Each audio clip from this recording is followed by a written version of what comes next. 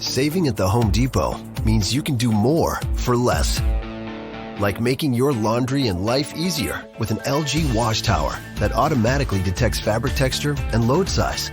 Enjoy savings on top-rated appliances online, in-store, or on the Home Depot app. The Home Depot.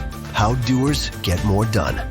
U.S. only while supplies last. Valid 1/6 through 1/26/2022. Free delivery applies to orders of $396 or more.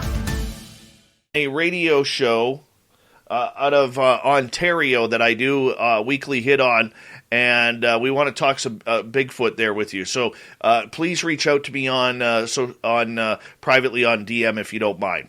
The gorgeous Laura Elizabeth, how are you? Donnie Cho, welcome to our channel. How are you? And who else has joined us? 405er, Sunsaver, R&R. Nice to see all of you. R&R, you're looking lovely tonight. I'm just going to say that. Lou Sassel, I hope I pronounced that right.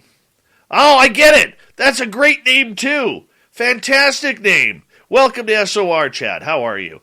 And that's awesome. James Smith. Tony, what's up, man? Bonjour, Pascal. Comment ça va? I love you, man. Mi amore. That's more Italian. I know. But I love you, man. You're number one. Shadows, Little Marky Spender. How are you? And by the way, Little Marky Spender is old, people. Old. My house is 49 years old, and it is younger than him.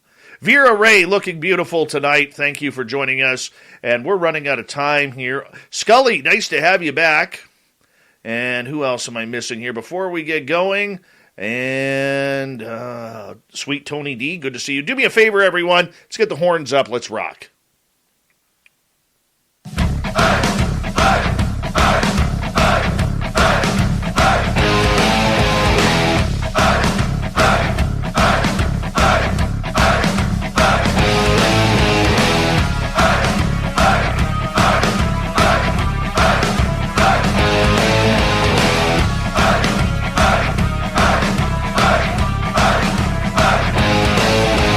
From the mountains of central British Columbia to you listening around the world, this, my friends, is Spaced Out Radio. I am your host, Dave Scott, sitting in the captain's chair of SOR headquarters. We welcome you to tonight's show on our terrestrial affiliates around North America, digitally on TalkStream Live, Revolution Radio, and KPNL. All of our archives are free. Go to youtube.com/Spaced Out Radio. Do old Davey the favor. Hit that subscribe button. You can follow us on Twitter at Spaced Out Radio, Instagram at Spaced Out Radio Show, and on TikTok at Spaced Out Radio. Our website, spacedoutradio.com. We have a plethora of features for you, including rocking out to Bumblefoot, reading up on Shirky Poo's Newswire. Check out our swag as well. Tonight's show is brought to you by Chive Charities. Help make the world 10% happier by visiting Chive Charities today. You can find them on our site. I tell you, what a way to get things going tonight. Nomar Slevik is here to talk UFOs, aliens, and paranormal experiences. In Hour 3, we go to the swamp with Swamp Dweller. John Hudson has a UFO report, and Shirky Poo will round things off with their great news that we have. All right, let's get right to it, shall we? Why not? Because that's what we do. Nomar Slevik has been fascinated by all things paranormal since childhood, beginning with a UFO encounter at the age of 4. Because of that experience, his life passion has been to research, investigate, write, and share UFO and extraterrestrial encounters from everyday people in a way that conveys the human element of profoundly strange encounters. You can find all of his books by going to slevikstore.company.site, and I highly suggest you do. Nomar, how you doing, man? It's good to have you on Spaced Out Radio tonight. Hey, man, how you doing? I am fantastic. This is a great way to get me right into the show because you know what? We can do all the research that we want. We can talk to all the so-called experts out there. But when it comes down to it, man, the feel of the people and what they are going through is what it's all about. And I am so thankful to have you here tonight, man. I really appreciate that, and I like your sentiment as well. The last thing I ever want to be considered is an expert. The more I look into this, the more people that I talk to, the more questions that I have. I am not finding answers. I'm not finding very many whys.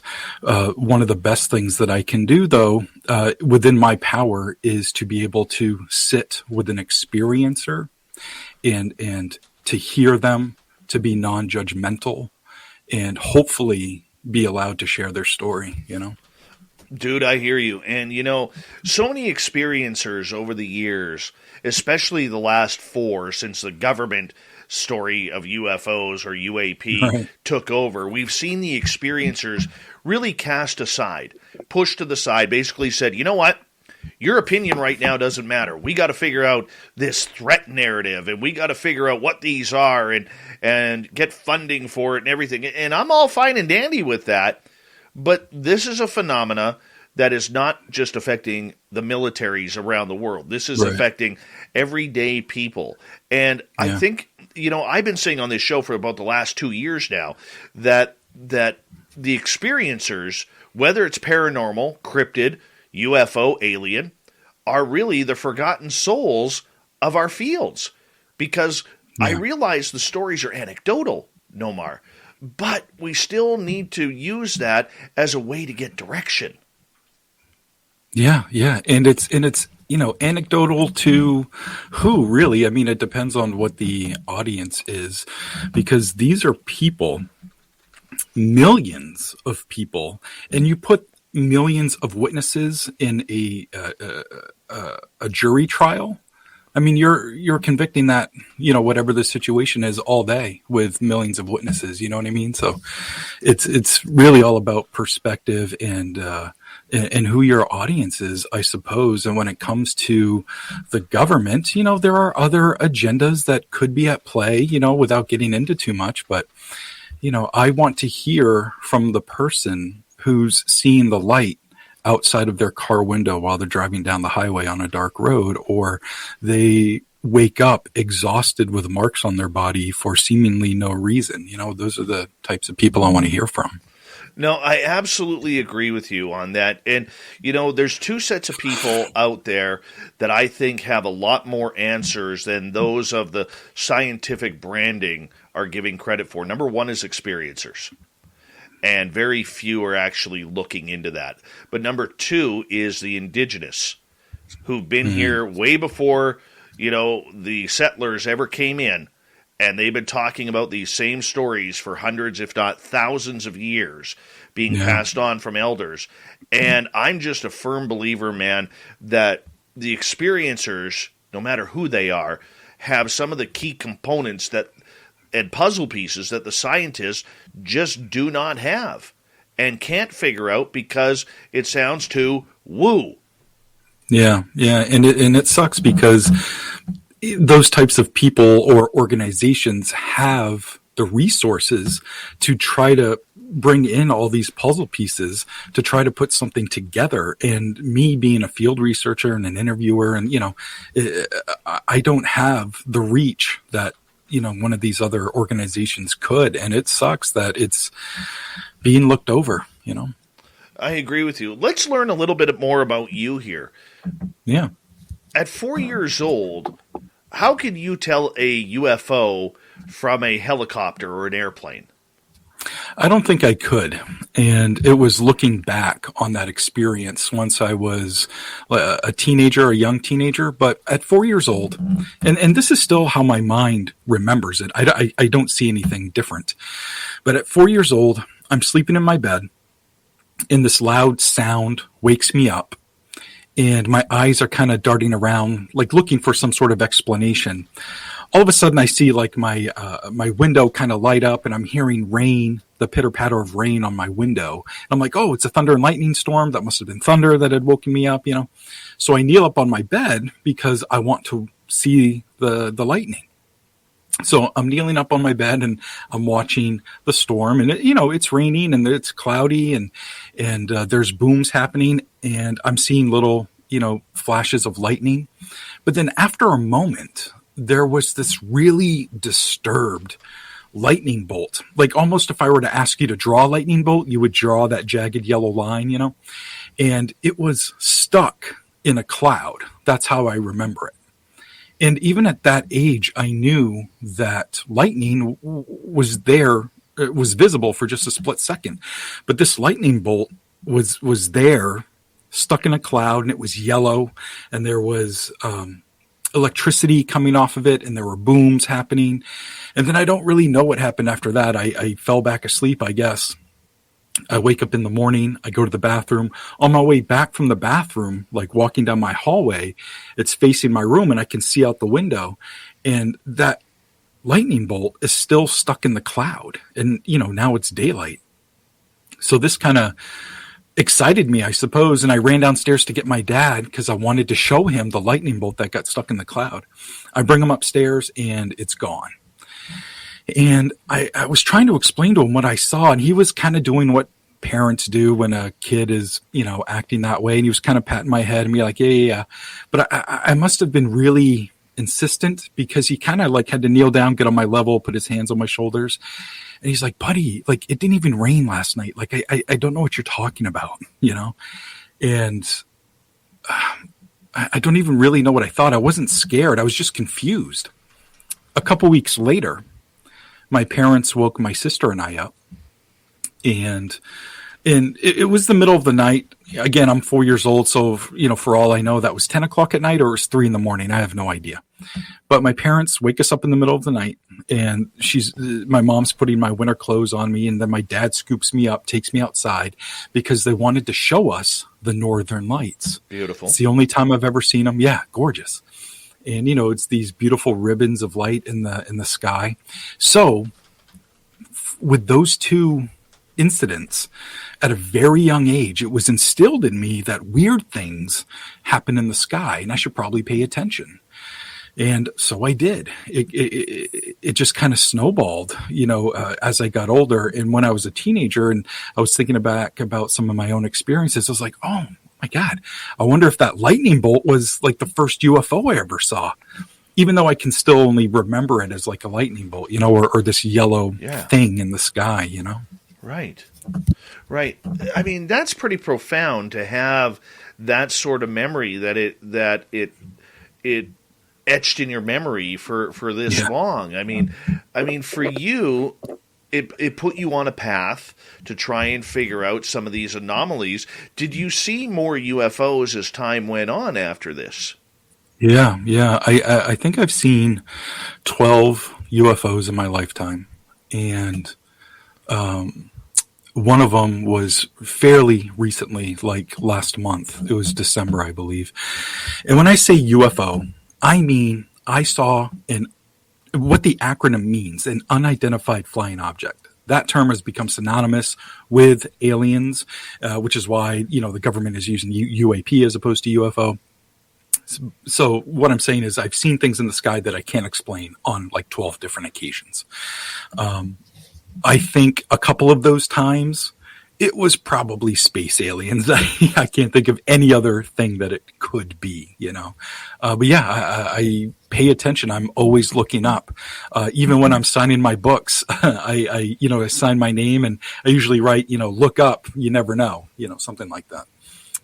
But yeah, always looking up, and I do see things. And sometimes I spot something, and I'm like, oh, what the hell is that? And then I realize it was an airplane banking in the sun, and it was just the sun reflecting off a wing or something, So I don't just see something, make this huge assumption, and then, lock that away. That's another UFO encounter I can share. It's not like that. I watch it. I kind of want to make sure that I really don't know what the heck I'm looking at, Oh, I hear you there, man. I hear you there. I mean, I think we've all had that experience where we've stared up at the sky wondering, that satellite seems to be moving really, really fast.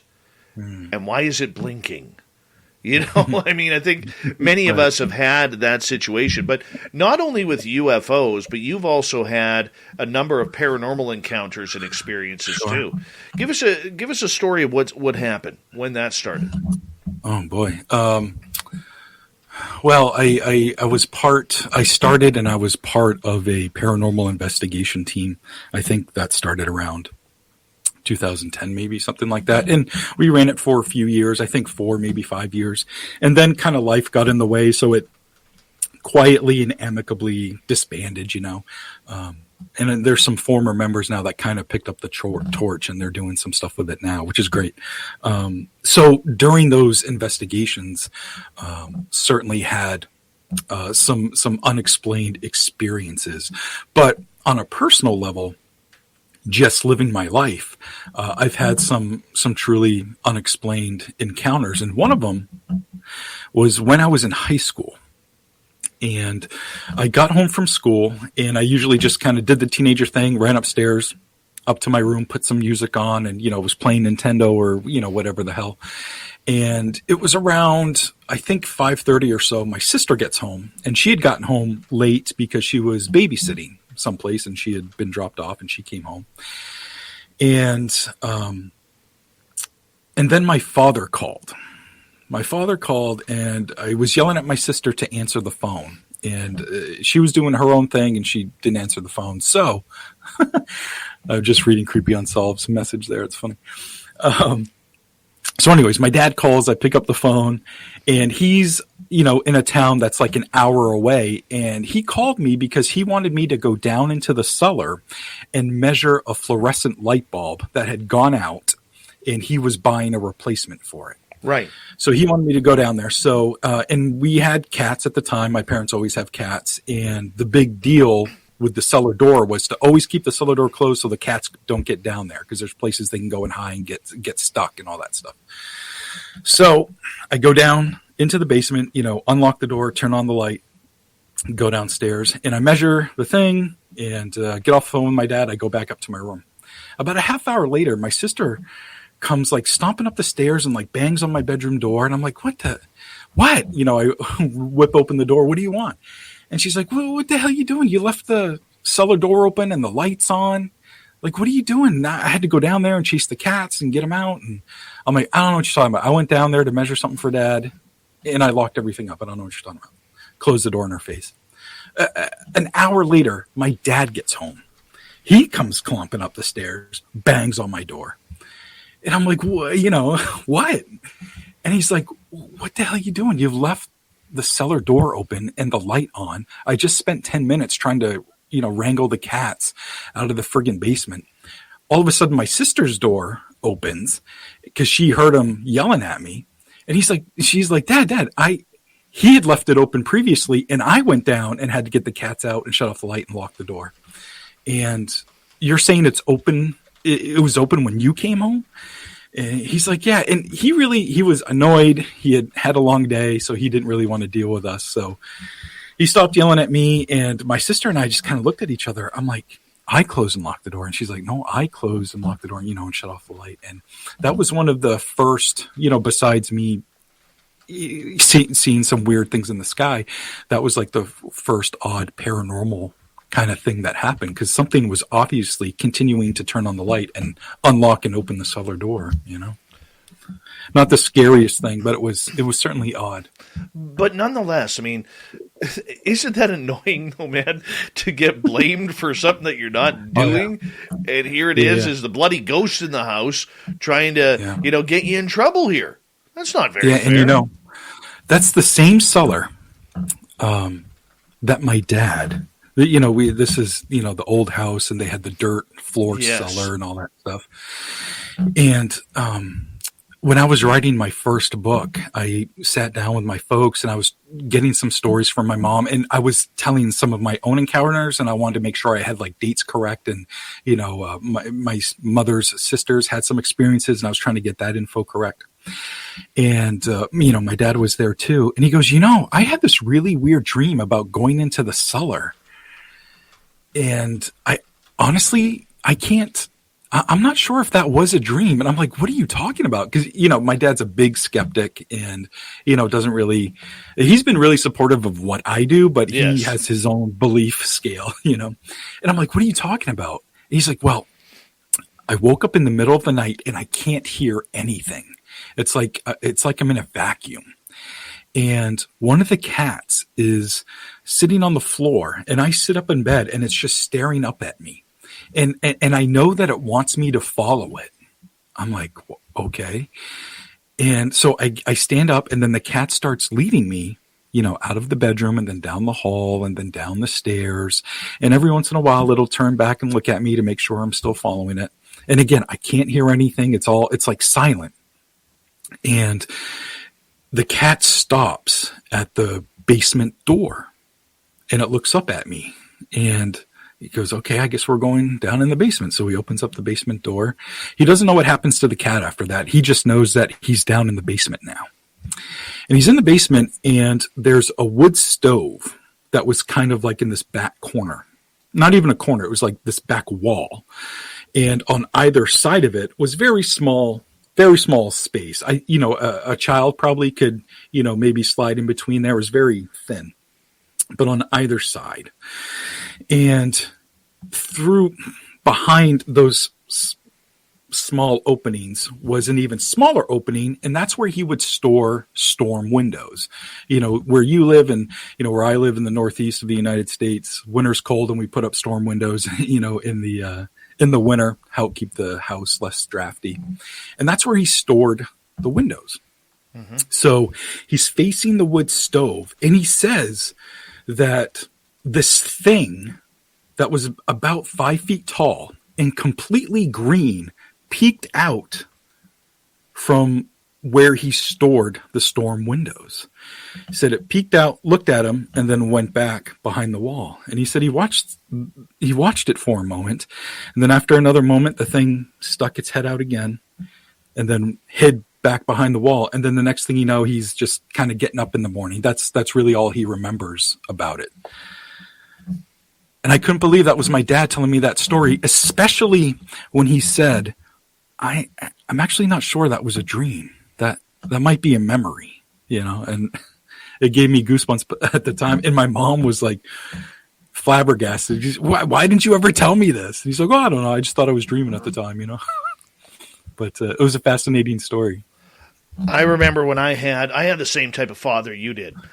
My dad, when I had my Bigfoot encounter in 2013, I was all excited. And I'm like, I called up my dad and I'm like, hey man, you're not going to believe what happened to me tonight.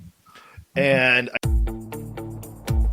from installing a smart garage door opener, to installing a bathroom faucet, to removing a tree, the Home Depot believes you can do anything, especially the things we have how-to guides for. Visit HomeDepot.com for thousands of tips, workshops, and ideas for projects, big and small. The Home Depot app. How doers get more done.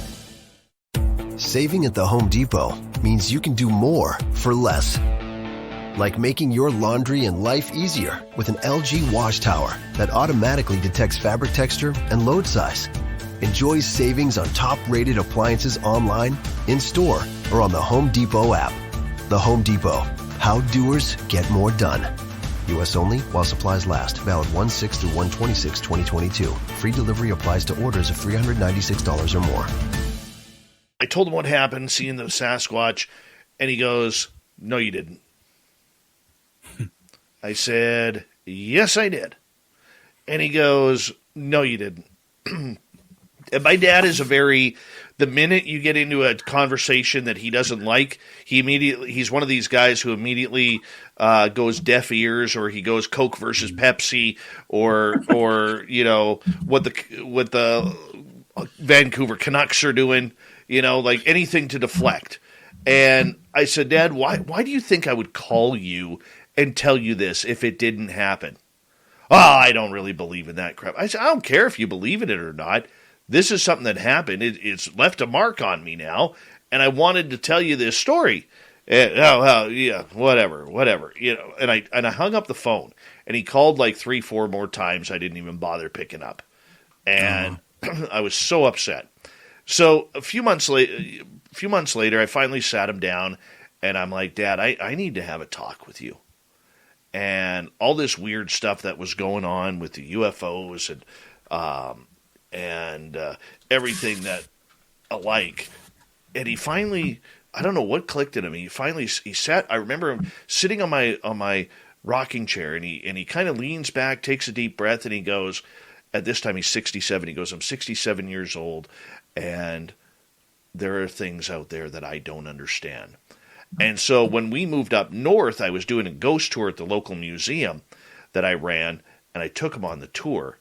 And, cool. And he had a K2 meter in his hand, and it was like bright red. And he goes, hey, son, what does this mean? I'm like, well, Dad, there's a little girl up here, and she's probably next to you. And he starts shaking. Wow. Right? I said, Dad, why don't you put your hand out and ask her to hold your hand? And be damned if he doesn't feel the hand of a little girl go into his hand. And he's like, son, I could feel her.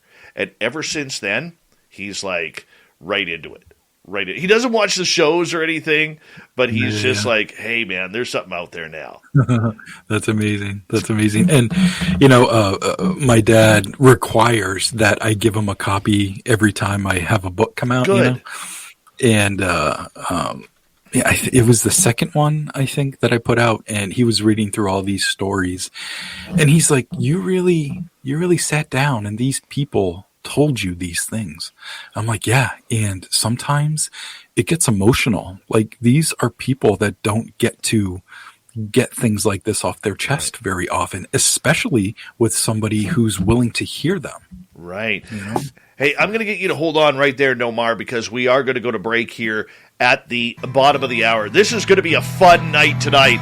Nomar Slevik is our guest tonight on Spaced Out Radio. SlevikStore.company.site. You can get all of his books like Granite Skies, Otherworldly Encounters, A Strange Trilogy, and more.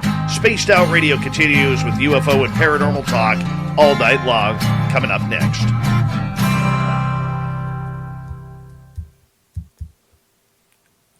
Hey, Jeremy Jones. Thanks, man. Right on, man. This is a good start. Solid start. Besides you looking like my younger brother of 15 years previous. It's awesome. It's awesome. Shout out to Dylan and Connor and Laura. Yeah. What's up, guys? Yes. Also, shout out to Aroma Joe's. I'm drinking an Aroma Joe's coffee in specifically in Ellsworth, Maine, but they actually have locations all around Maine. But this is good stuff. Shout out to the 108 Mile Lake that provided my water tonight.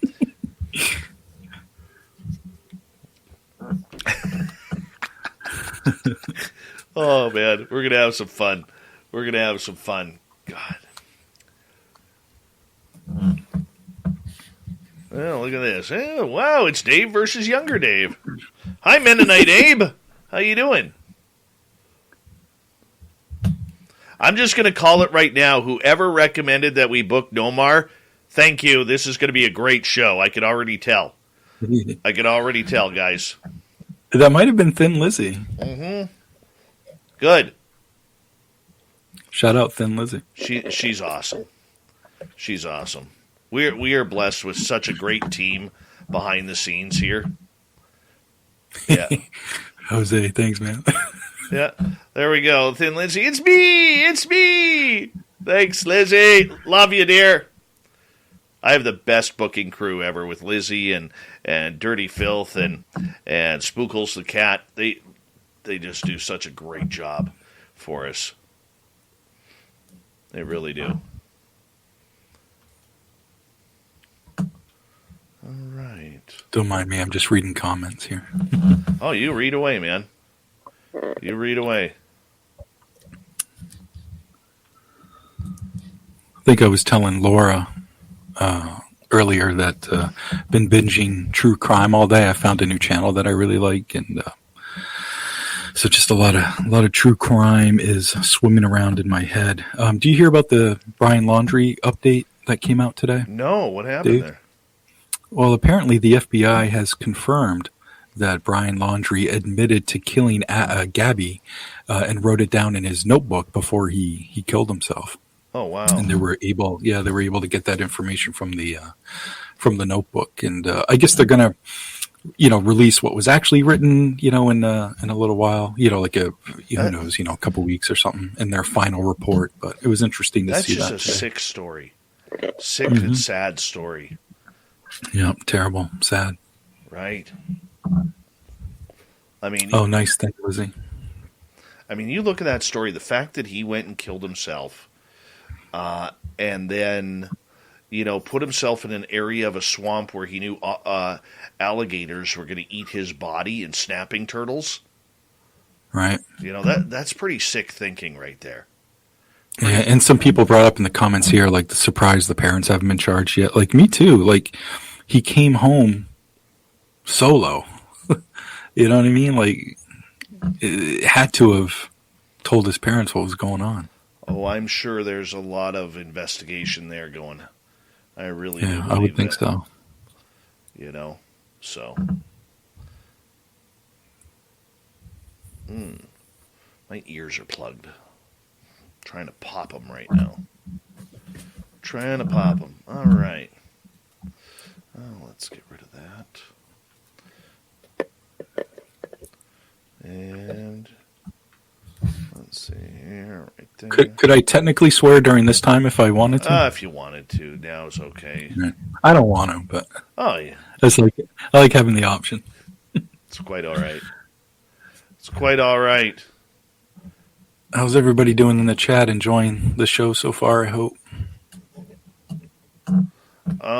They're all hanging on out, doing their thing. Definitely Jeremy. Jeremy and mentioned Ayla Reynolds, and that's a pretty big case out of Maine. True crime case. I think there was some recent updates to that. Something with the father. He's finally getting questioned or something. Something like that. Oh, you're in Waterboro? Cool. Hi, Sunrays on Twitch. How are you? Thanks for tuning us on in. We got about 30 seconds. Thank you to Dry Toast for the awesome super chat. It is a wonderful way to support what we do on this show on a nightly basis. If you're new, don't forget to hit that subscribe button, ring that bell. Give us a thumbs up, thumbs down, thumbs sideways if you want. We'd appreciate it. And after the show, make sure that you hit a comment on what you think of what we're chatting about tonight. So let's have some fun. Not yet, Tracy. We're going to get going here in about 10 seconds. Hi, gorgeous Marie. Hi, Eva. And I'll get you to hold on there, Nomar. We're going to get going right now.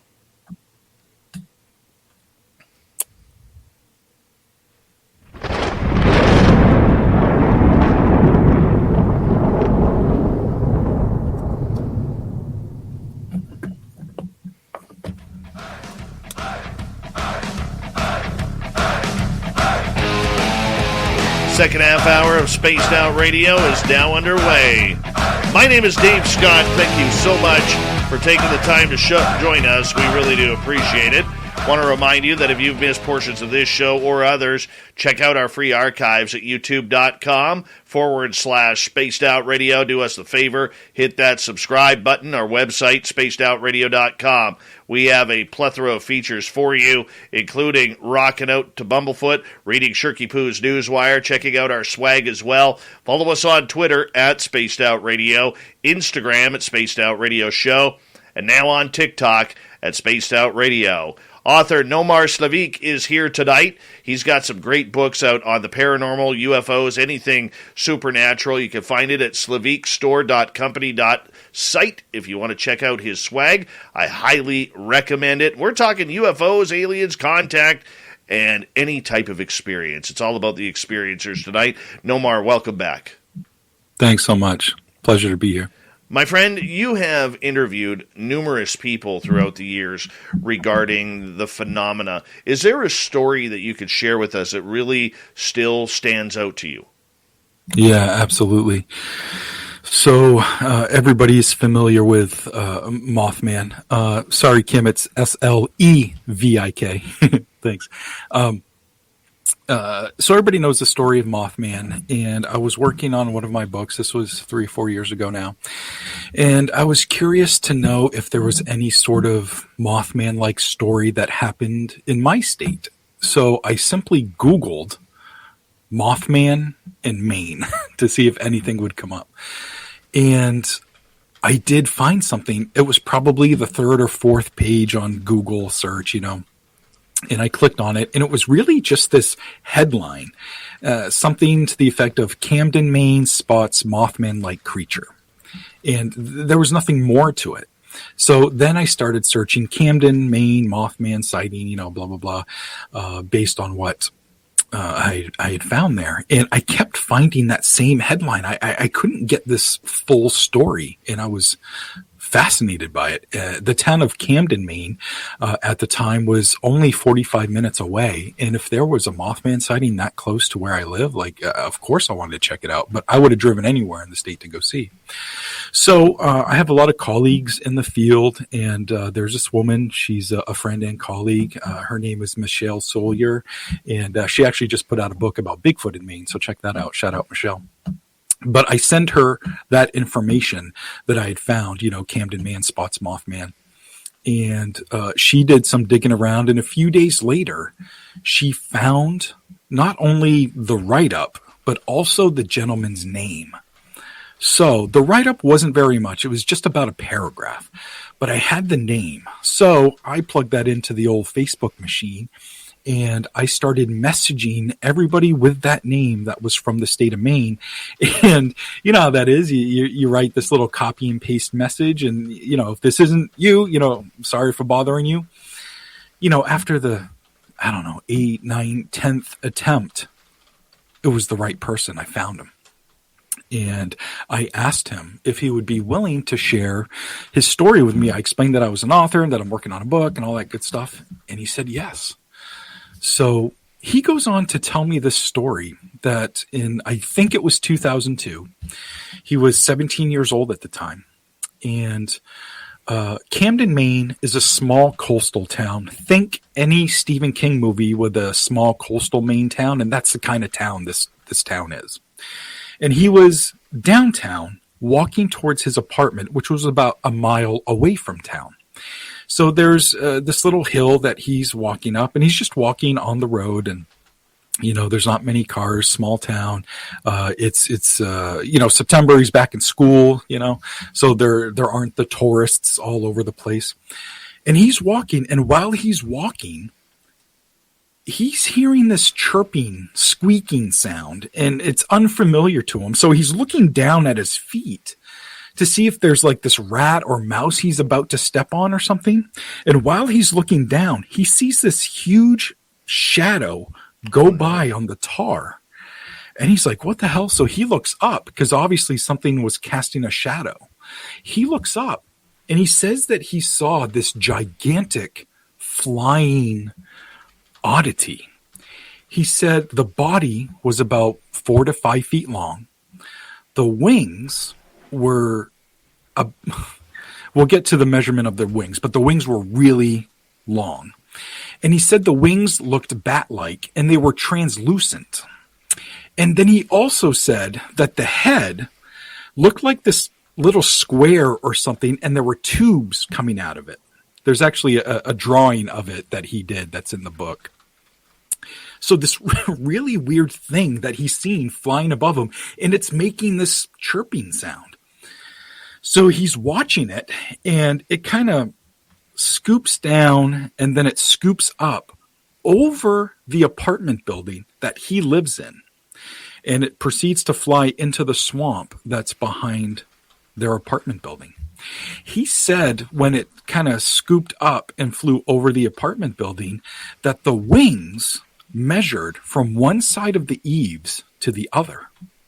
And he measured it, and it was 25 feet long. That's like the size of a Cessna or something. And that thing is flying above him. So he immediately told his parents, he told friends and family. He made a big deal out of it. He was fascinated by it. And he's like, I've lived in this area my whole life. I know that's not a sandhill crane. It's not a condor. Like, I know what I saw. It was this 4 or 5 foot, body thing with a 25-foot wingspan. And it might live in the friggin' swamp behind my apartment. And, people aren't calling him a liar. They believe that he saw something, but they can't put a whole lot of weight into it because of, they didn't see it for themselves. So he's kind of living with this story. And, his friends know about it and all that good stuff. He graduates from college. He graduates high school, goes to college, and it's 2 years later, and he's back home now visiting for the summer. I think he's got a summer job and all that good stuff. And he and a buddy are riding around town. So while they're driving, it's pretty much 25 miles an hour, like everywhere in Camden. And while they're driving, he said this thing smacked into their windshield. And he said the thing looked like this like paper mache of goo just smacked into his windshield. But there was one wing that was extended out. And he said it was the same type of wing on this huge creature that he saw a couple years earlier. And so he's wondering if maybe it was a juvenile version of this thing that hit into his car and he killed it. So the car just kind of rolls to a stop. He said all of the skin was translucent and it just looked like this paper mache mess on his windshield. And the car finally comes to a stop. Then all of a sudden, one of the wing flutters and then the whole thing comes to life and takes off. And he and his buddy are just like, what the hell was that?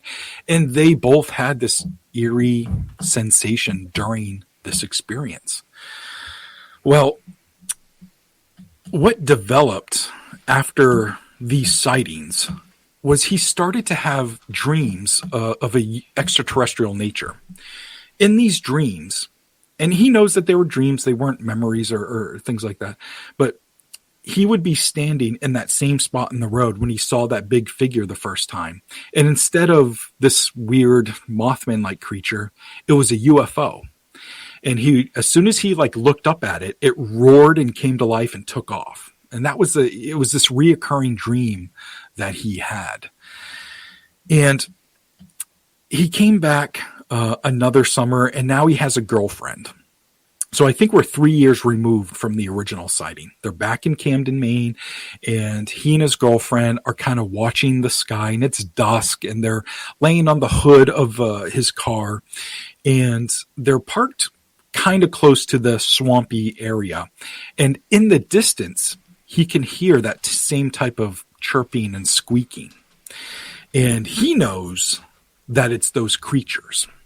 And the girl that he's with, she's like, well, what the hell is that? I've never heard anything like that, and he's like, well, and he shared the story with her.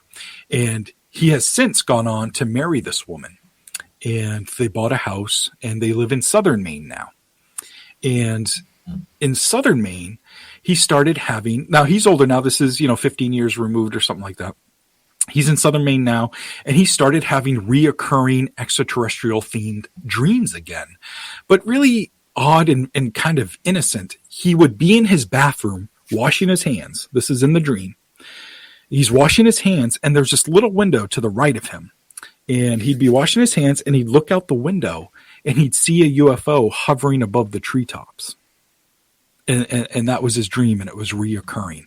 And that's pretty much his whole story. And since I live close to the area, I got the address of where this occurred. I went down there to go check it out. So one of the first things I did was go to the apartment building, and I measured the eaves. And sure enough, it was 25 feet. It might have been 24 and, some change or something. And it turns out there's this little parking area that you kind of have to go a roundabout way, like behind the neighborhood, to go down to the swampy area. So one of the things I do as an investigator is I let the cops know what I'm doing. The last thing I want to do is be hassled in the middle of the night while I'm trying to do something, I don't want to be a problem for anyone, and I don't want to get in trouble. So the first thing I do before I go out to investigate this is I go to the cop shop, and I'm like, hey, here's what I'm doing, and here's why I'm doing it. And they're always basically like, okay, weirdo, thanks for letting us know. So I'm kind of covered that way. So now I'm parked down in the swampy area. It's in the middle of summer. I think it was like end of July, early August or something. So the mosquitoes are terrible. But I want to keep my windows down so I can hear if anything's walking out there. It's pitch black. I'm seeing fireflies everywhere. And while I'm sitting there, I can see these two red eyes in the distance, maybe 100 yards away. And it's kind of high up. It's like 12 feet up from the ground. And I'm like, what am I seeing here? And I'm watching it. And every once in a while, I'll catch a glimpse of it. It's not for very long, but it's these two big red eyes in this swampy area where I'm told there's this freaking Mothman-like creature has been seen swooping down into this area. You're seeing I'm this. seeing it. Oh my I'm gosh. seeing it. So I'm seeing these red eyes about 12 feet high. Oh, you know? that's not good. So I'm seeing it intermittently. So I finally maneuver my. If you love to be remembered as the person who gives the best birthday gifts, I'm here to tell you that 1-800-Flowers.com is your ultimate birthday gifting destination. 1-800-Flowers has thoughtful and artfully created options that are guaranteed to deliver the best birthday surprise. Shop thousands of unique gifts at 1-800-Flowers.com for exclusive offers and great values. To order today, visit 1-800-Flowers.com/tune-in. That's 1-800-Flowers.com/tune-in. The motto for 2022 is out with the old, in with the bold. And if you're ready to revamp your career, your relationships, or your money this year, check out Modern Life. It's a new podcast and newsletter from Fidelity Investments with fresh perspectives from people defining success on their own terms and tips to help you do the same. Search Modern Life wherever you find your podcast to follow and subscribe. Keep in mind that investing involves risk. The value of your investment will fluctuate over time, and you may gain or lose money. Fidelity Brokerage Services, LLC, member NYSE, SIPC, 900 Salem Street, Smithfield, Rhode Island, 02917. My car and I switch on my headlights, and all I'm seeing is woods, and there's trees and all that stuff. And these eyes were just really big, but I assumed they're eyes. I'm not really sure. That's all that happened that night, which is pretty astonishing in my book, you know.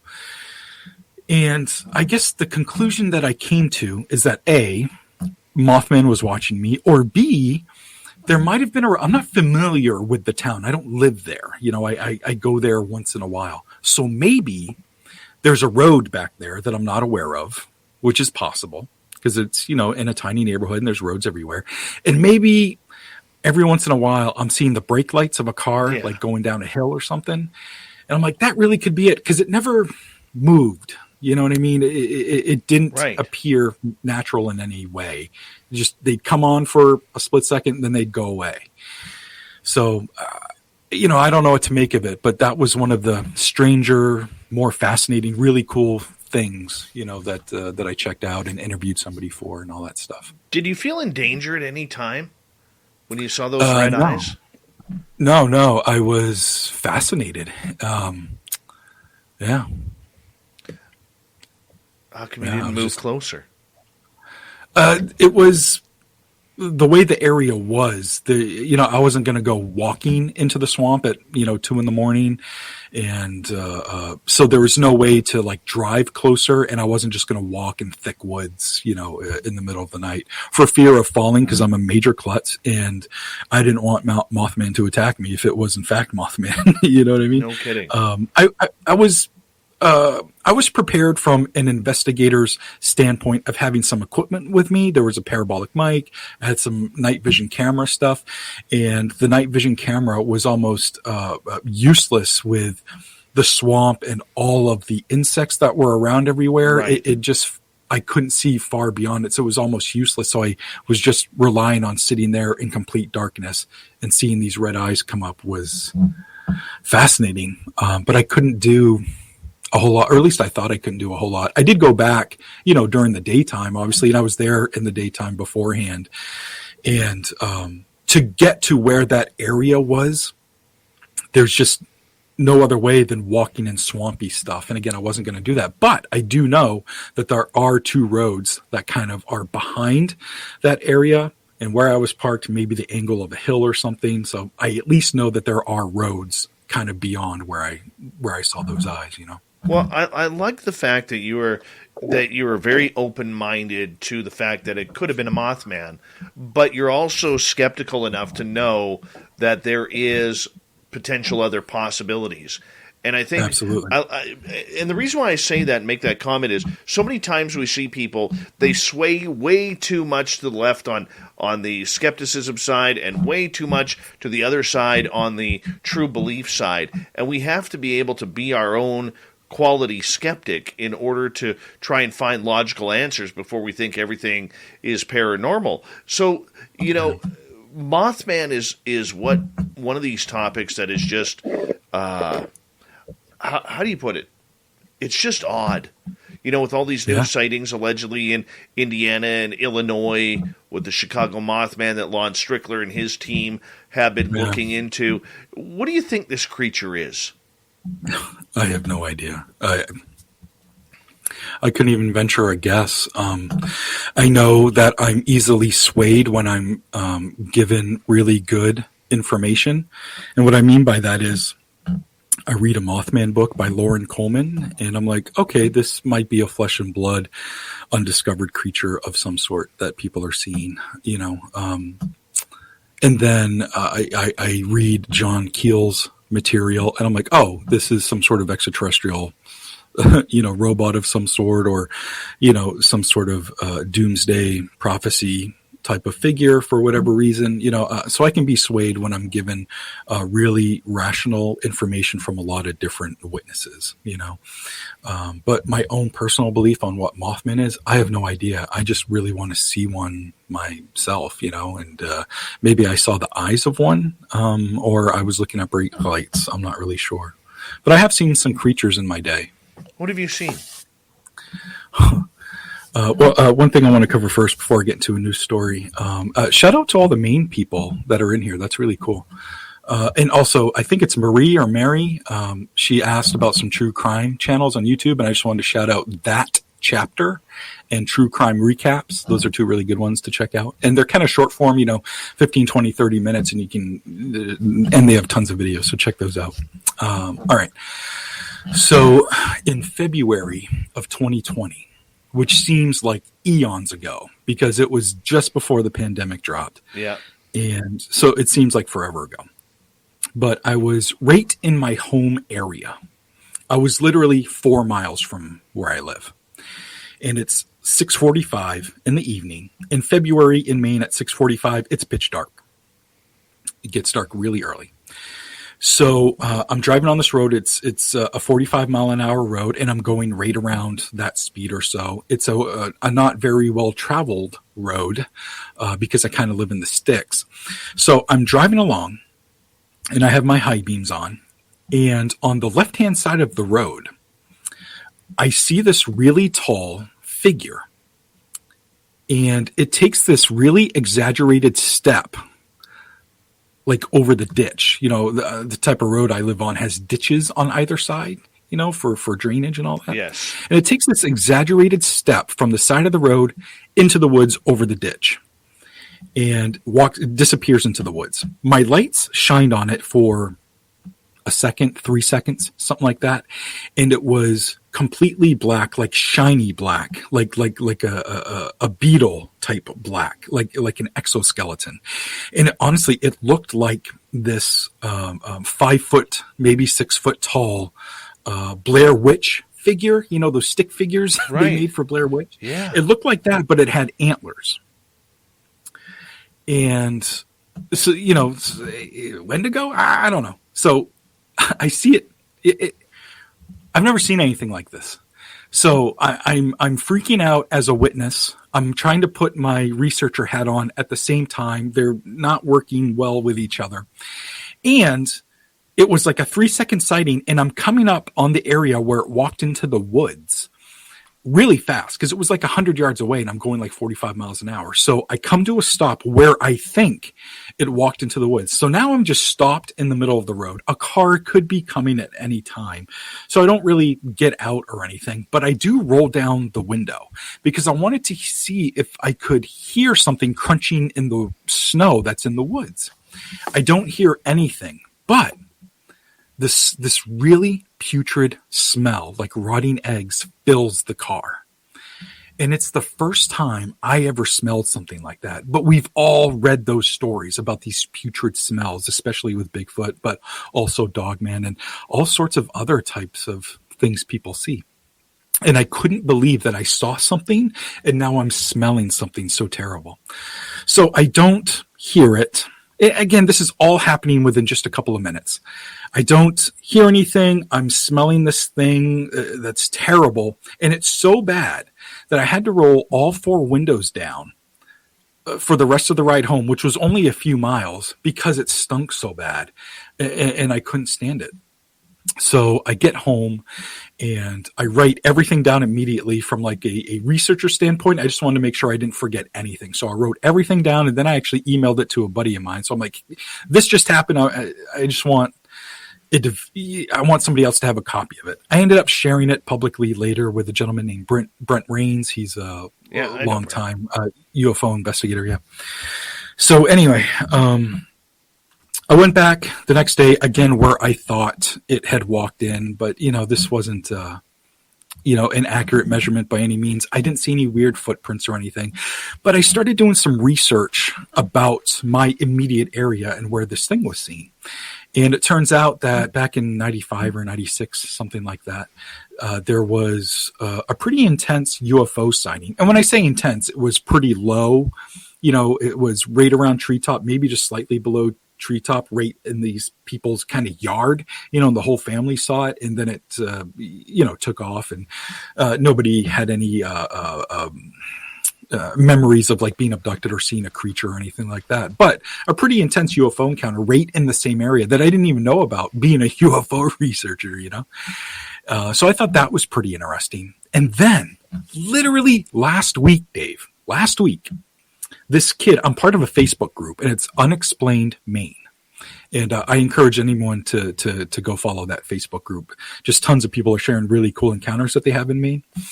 So I'm a part of that group, and I'm scrolling through, and this kid who lives in the next town over from me talks about seeing this tall, lanky creature with antlers following his friend group as they're like walking. And they're seeing it out of the corner of their eye. They're seeing it hide behind something and peek out. And he said that it was really distressing to all of them. And now he feels as though it's attached to him in some way. So I responded to his post and let him know what I saw.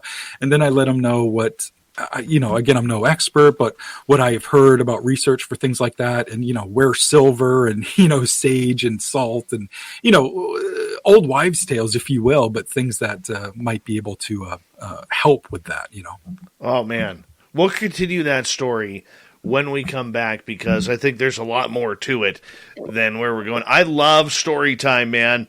Absolutely love story time with real experiences from real people.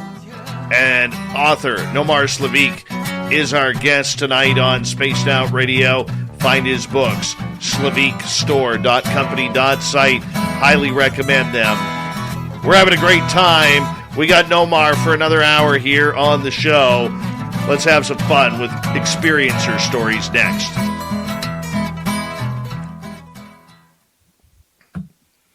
Night, Jim Bob. Thanks for checking it out. This is a fantastic show so far, man. Thank you. Good. I'm glad.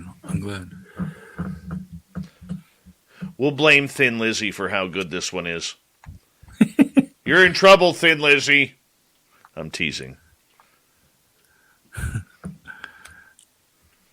Good one, Jeremy Jones. I definitely have some thoughts on Dr. Hopkins. I actually talked to Hopkins' nephew's widow, so kind of third hand there, but she was around during the whole Hopkins thing and how they feel that whoever's not familiar, Hopkins is a Men in Black story that happened in Old Orchard Beach, Maine, and it's actually been covered on a bunch of different things. Your audio just went weird. Oh yeah, it is, isn't it? The minute you started talking Bud Hopkins, your audio went weird. I mentioned Men in Black. I don't know if that's on my side too, or hi, Scary Gary, how are you? I just got. You're sounding more to me. Hold on. I gotta quickly check my audio here. I think it's on my end. Apparently, okay.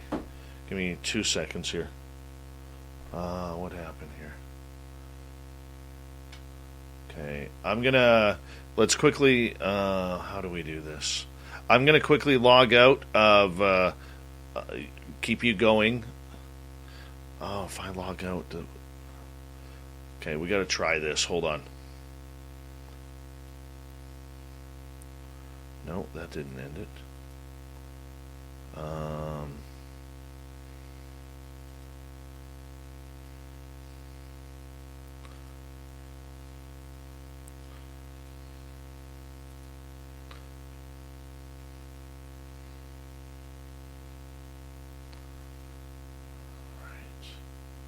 Testing. Testing 1, 2. All right. Bear with me here.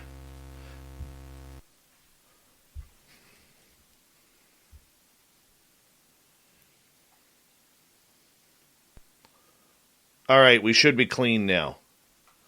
We should be clean now. All right, I figured it out. I've had that happen once before, and I didn't know what it was. Your microphone's on mute. If you want to turn your mic on. Or is it me that put you? No, it's you. It's not me, it's you. No. Yeah, we got it. We got it cleared up there. Cool. And no, just one of my audio programs just kind of went wonky there for a quick second. Gotcha. Mm-hmm. So what you're saying is MIB. The Mibs. The Mibs. Lovely Lavira is back. How are you? Who did I miss? Oh, hey, Clam. Let's see who else has come on in here. Yeah, that's right, Kira. Little Bobby Birkins. Scary Gary. There we go. Now we're all caught up. I'm good now. Yeah, R.I.P. Bob Saget, Meatloaf, Louis Anderson. Some folks we lost recently. I saw some R.I.P.s earlier. Smoky Mountain Wanderer, good to see you. Who else came in here? Steve Wolf, the Gorgeous Magic Maiden, Joe Smith, Stephen Finnegan, good morning to you in the UK. Here come the hour 2 people. They're coming. They're coming for us. You sound a little lower in my headset now. Do I? My sound loud. I'm not piping up for yet. Gotcha. Radio voice hasn't come through yet. We got about 2 minutes. Gotcha. Mm-hmm. Clifford Mahooty. The Gorgeous Dirt Road. How are you? Little Nicole Sakic. How are you? I always got aliens, Uncle Dale. Always got aliens.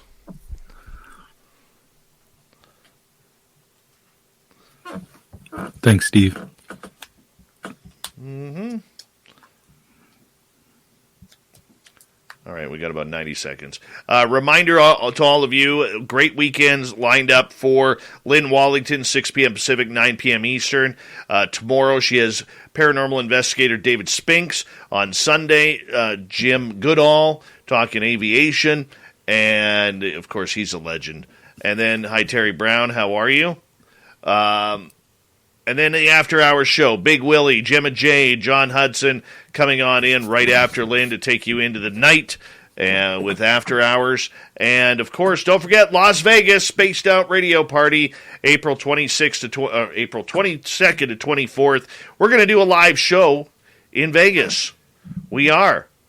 If you want to go and you're 100% confirmed that you are going, let us know at info@spacedoutradio.com. We've got about 22, 23 people confirmed right now. That's a pretty good total. And we're going to have a good time. So, yeah.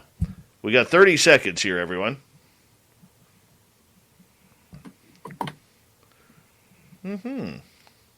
20 seconds. Got you.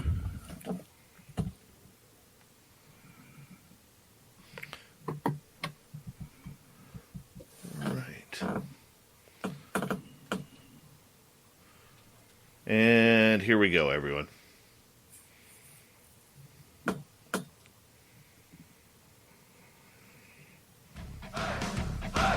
You're listening to Spaced Out Radio with Dave Scott. Follow Dave on Twitter @Spaced Out Radio and on Facebook, Spaced Out Radio Show. Hour number 2 of Spaced Out Radio is now underway. My name is Dave Scott. Thank you so much for taking the time to join us. We really do appreciate earning your listening ears wherever you are on this beautiful planet we call Earth. Hello to everyone listening in on our terrestrial affiliates around North America, digitally on TalkStream Live, Revolution Radio at KPNL. All of our archives are free. Go to youtube.com/Spaced Out Radio. Do old Davey the favor, hit that subscribe button. The Desert Clam has set the password for tonight in the SOR Space Travelers Club. Cacography. Cacography is your password.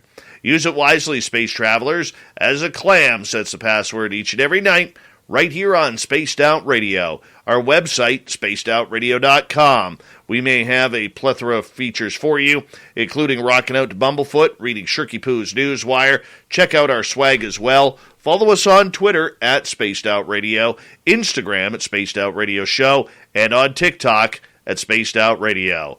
Author, podcaster, Nomar Slevik is our guest tonight on Spaced Out Radio, and we are talking about people's experiences, because we both agree that experiences are really the way to many answers of the unknown. And you can find all of his books at slevikstore.company.site. Highly recommended for your library. Nomar, welcome back. Thanks so much. It's been fun, man. Let's get to some UFO sightings.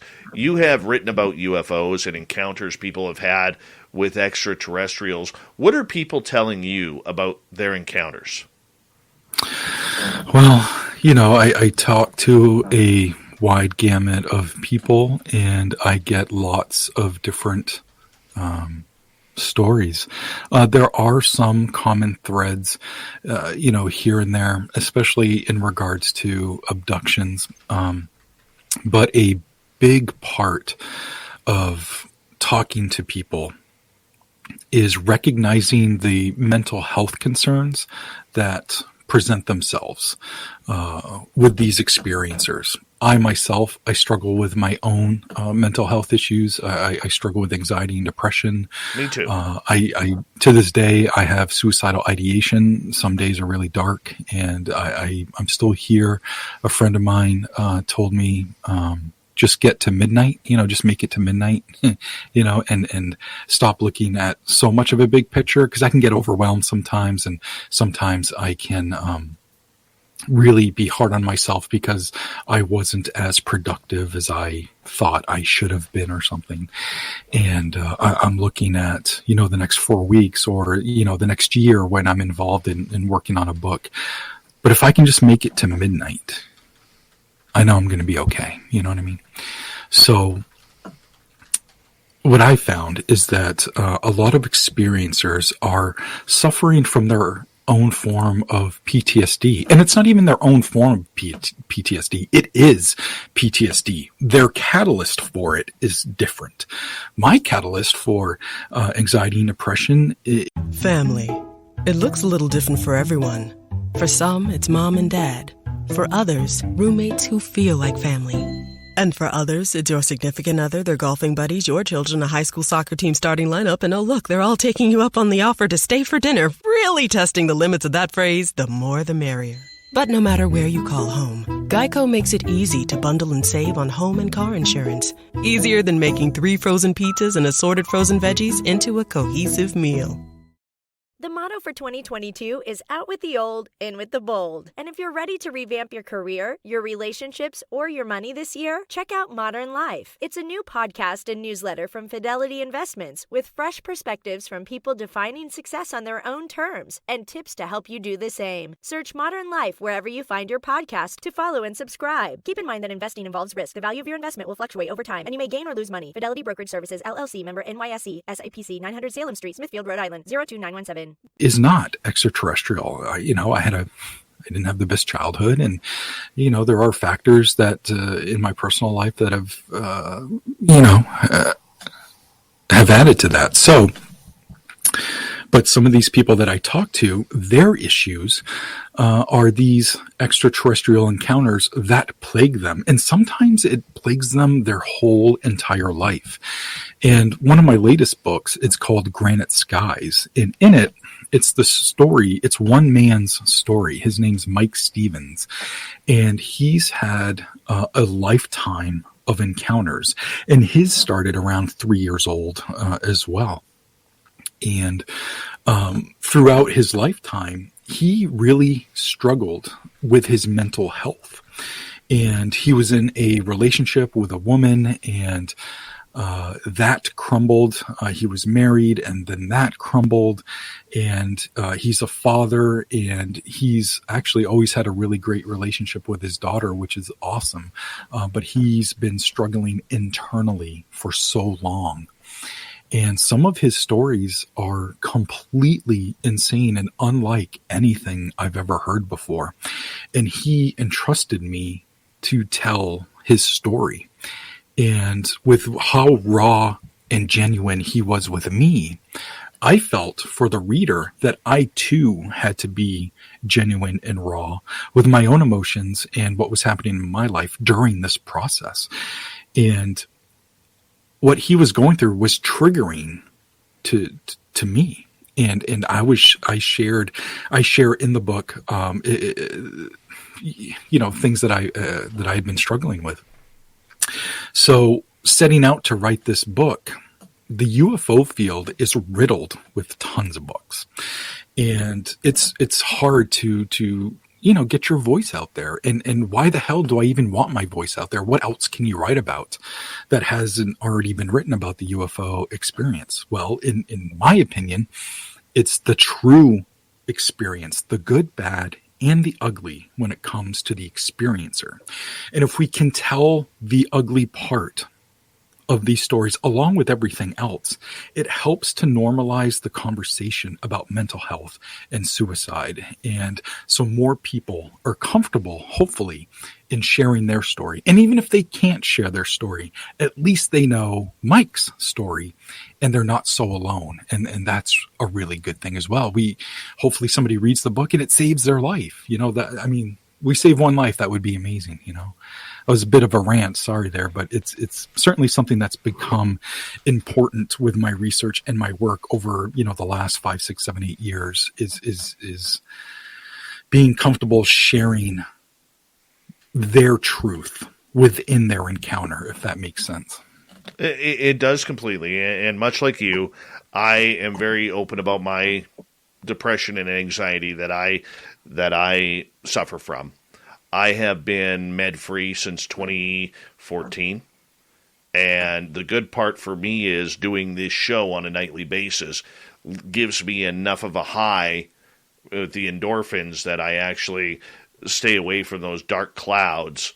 And as I've got older, I've been able to really try to contain my thinking from those dark sides, So, anybody who talks about it is a winner in my books, because this is a subject that has been pushed under the rug for so long, especially for men. Men have, I'm not saying this doesn't affect women, because it does. It affects everybody on this planet. But from a man's point of view, men are always taught, buck up, toughen up, hold those feelings in. And we're not allowed to allow them to express, which is why male suicide rates are always much higher than female suicide rates. But, the idea that you're actually going into these places, talking to these people who are suffering after what happened to them. Tell me about the power, and tell the audience about the power of sitting across from someone and looking them deadpan in the eye and saying, I believe you. It's devastating and amazing all at the same time. There was this woman an older woman who I met in a diner in the town. I drove to her town, and, we met in a public place, and we had spoke beforehand about her encounter, and I wanted to interview her in person. So she tells me this amazing story, and I'll tell that story first, and then I'll get into what it was like being there. And this is only part of her story, because we sat there for like 4 hours. But part of her story is, this took place in the 90s, and she was married at the time, and she had 2 kids at the time. The kids were teenagers, And it was about 9:00 at night, and the kids were downstairs and they were getting ready to watch a movie. I don't know if it was, a DVD or, a VCR tape, or if it was on TV. I don't know. And the parents were upstairs and the husband was already in bed and she was getting ready for bed, and they were going to watch their own movie in bed. So he's already in bed and she's in the bathroom, kind of getting ready for the night, brushing her teeth and all that stuff. And her husband notices this weird light outside their window. And he goes, "Hey, honey, like, what is that? That's not the moon, is it?" Because I guess it was really bright. And so she comes in and she looks out the window and she's like, "No, that's definitely not the moon. I don't know what that is." And it was like this really big ball of light, and it was, above the treetops and kind of high in the sky, but they knew it wasn't the moon. So they go, "Well, let's go downstairs and go outside and look at it." So they come downstairs and they start going outside, and the kids are like, "What the heck are you guys doing?" They're like, "Oh, there's this weird light outside. We're going to go see it." And they're like, "Well, we're coming too." And they're like, "Okay." So they go on their front porch, and where the light was, they actually had to go to the side of the porch and kind of look around the house to see it. So all four of them are there and they're looking at this light in the sky. They look over here, there's the moon, and they look back and they're like, "Okay, well, that's obviously not the moon." So while they're watching it, the light then comes right in front of them. And again, it's probably treetop level now, but now it's in front of them. So they're all standing at the porch and they're staring at it. And then it just blinks out. And they're like, "Wow, geez, that was freaking weird." And they all kind of like, "Huh, okay, well, let's go back inside." So they go back inside and the kids are like, "Ooh, what the heck? The movie's done." The credits were rolling for the movie. And the woman, the mother, she was like, no, it's just starting. They're like, no, that's the end credits. And she's like, "What?" So she goes to look at the time on the stove and sees that it's after 11 p.m. It's like 11:05 or something. And she's like, "What? How did 2 hours pass? This makes no sense." And the family didn't know what to make of it. They still don't know what to make of it. There's no memory, but they had 2 hours of missing time as they stared at this light that was in the sky in front of their home. So we're in the diner and she's explaining all this to me. She's in her 70s now. And it's really powerful to be with a witness. It's fine if they don't want to meet and we can go through Facebook or email or maybe even talk on the phone. But if you can meet with a witness, you get to hear the tone in their voice. You get to see their body language. You get to feel the emotion of what they're telling you. And by the time she was done telling me her stories, she had tears welling up in her eyes. I was feeling the emotion as well, and my eyes were welled up. And she looked at me and she said, I just want to know why me. Tell me that. It's the only thing that I need to know. I'm 70-something years old. I just need to know why. This is why I'm meeting with you. Whoa, that's a big thing to put on me. So big time. I look at her and all I could say is, I have no idea. I have no answers for you.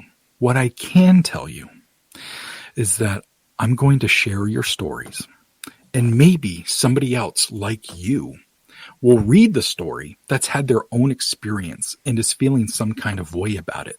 And they'll read your story. And at the very least, they'll feel like they're not alone. And that's a really big deal in my book. And that seemed to satisfy her. She understood and totally got the power of somebody not feeling alone because she's sharing her story. So that worked for both of us, but that's the power of interviewing a witness in person. It really is. But I mean, when you can see that raw emotion, and I think a lot of people who are, fed up with the anecdotal stories, as they're called these days, the anecdotal eyewitness testimony. I mean, yes, the brain isn't going to remember absolutely everything 100% to a T. But if it remembers 70, 80, 90% of what happened, 95%, I think we're doing pretty good there. And sure. I don't think a lot of people who rip these people for their anecdotal stories really understand or convey the emotions that many people go through. And it's not just about lights in the sky. This is about something a little bit different. About, as you said, we got missing time here. We got missing time. She doesn't know what's happened with her family. She's feeling guilty right now because what did she put her family through? And Exactly. that's hard on someone. And yeah, like she felt assaulted. And being assaulted by something invisible or something that you Right. can't explain rationally to a police officer or whatever you need to do in certain situations when you are assaulted by something physical, meaning another person, they don't have an outlet, but to feel that feeling of assault or being taken advantage of or however that person is feeling about the experience, I can't imagine. You know what I mean? I haven't had missing time. I haven't felt assaulted by any of my experiences, Mm-hmm. Have you been So taken? I don't think so. See, I have.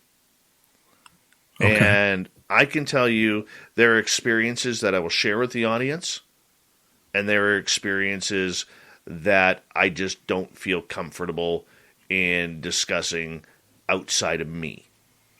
Yeah. And Yeah.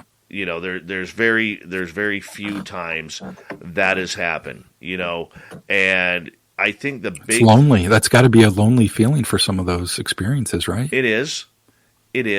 But when you look at it, you're trying to protect yourself. You're trying to protect yourself. And people who experience this, they're not trying to do anybody harm. They just have been to the point of, this has happened to me. I got a majority of the population that's not going to believe me. A portion of that wants me to go into a mental institution. I could lose my job over this. I could lose my family or my friends over this. And that is a lot of responsibility when you build up your life as an experiencer. Because these events, whether it's, and I'm not talking seeing, a bright light in the sky. I'm saying when you get downright and personal with ghosts or Sasquatch or alien abduction, when it gets real, man, and I'm sure the witnesses have told you this, or at least you recognize this, it affects every aspect of your life. Every single aspect. It's unimaginable on how much it affects every single aspect of their life. And I think I was telling you before, like there are some commonalities when it comes to their explanations of their encounter, meaning the abduction process or waking up and they're on something, like on some sort of table or whatever. The one thing that has been the biggest common factor is the living with a life-changing event that you don't feel like you can talk about and how that weighs on the psyche. That's so common constantly. And if I can be somebody in their life, even just for a moment, to give them a kind, non-judgmental ear, I'll do it all day, every day. Even if I think they're lying to me, because I definitely have spoken to some liars, but they're either lying because they have their own mental health concerns happening. Maybe they think they're going to get famous from it, or maybe there's some other X factor that I'm not aware of. But I want that to give that person the benefit of the doubt to be heard. What I do with the information after that is, my own business. If, am I going to pursue it and put it in my book or something like that? Typically not, but to give everybody that kind, non-judgmental ear, I think is so important. And I think there's a lot of researchers out there, or especially authors, or maybe people that are doing documentaries that are kind of not doing that. They might not have the experiencer's best interest at heart sometimes. Give me that information so I can put this out. But what happens after? You know what I mean? There's got to be some follow-up and there's got to be, some sort of comfort and care, or at least give them options for something. Like if you're not going to follow up personally, Right. at least, point them in the right direction for some sort of help, Lynn Wallington, our weekend host, she is actually starting an experiencers group for our Nice. channel. for our listeners who have gone through, things they can't explain. And you know what? It's starting to pick up for her. There's a lot of people who really understand that they need some help. Quick question here from Jeremy about the Allagash abductions. Before we got about 3 minutes to go here before we go to break, but I wanted to get this in. Maybe before you get into your thoughts on this, explain to our audience what the Allagash abductions are. Yeah, it's a lot to explain in 3 minutes. So a really condensed version of it. 4 friends from Massachusetts, they came up to Maine to do some fishing for the week. They were in college at the time, and I think it was spring break, and they came up to Maine to be in the wilderness for a couple of weeks, something like that. And they all saw this UFO on the first or second night, and other people in the camping area saw this UFO up in the sky. A couple of nights later, they're doing some night fishing. They light a big fire on the beach so they can make their way back after they're done night fishing. So while they're night fishing, they again see a UFO. It's just the 4 of them. They're in 2 separate canoes, 2 per canoe. And the UFO kind of descends and starts chasing them. The next thing they know, they're up in this UFO, and experiments galore happen to these guys. Samples are taken, blood, semen, all that stuff. And the next thing they know, they're back in their boats, and they come up to shore, and the big log fire that they built is now down to embers. And they're like, what the heck happened? Now, the part about the abduction, they didn't remember that for years. Years went by before they knew anything happened. They just remember going to fish. They saw a UFO, and then their log fire was down to embers, and they didn't understand what happened. And I can get into the aftermath afterwards. Well, we got 2 minutes left. So, what do you? I did a good job there. You were speed reading there, man. It was awesome.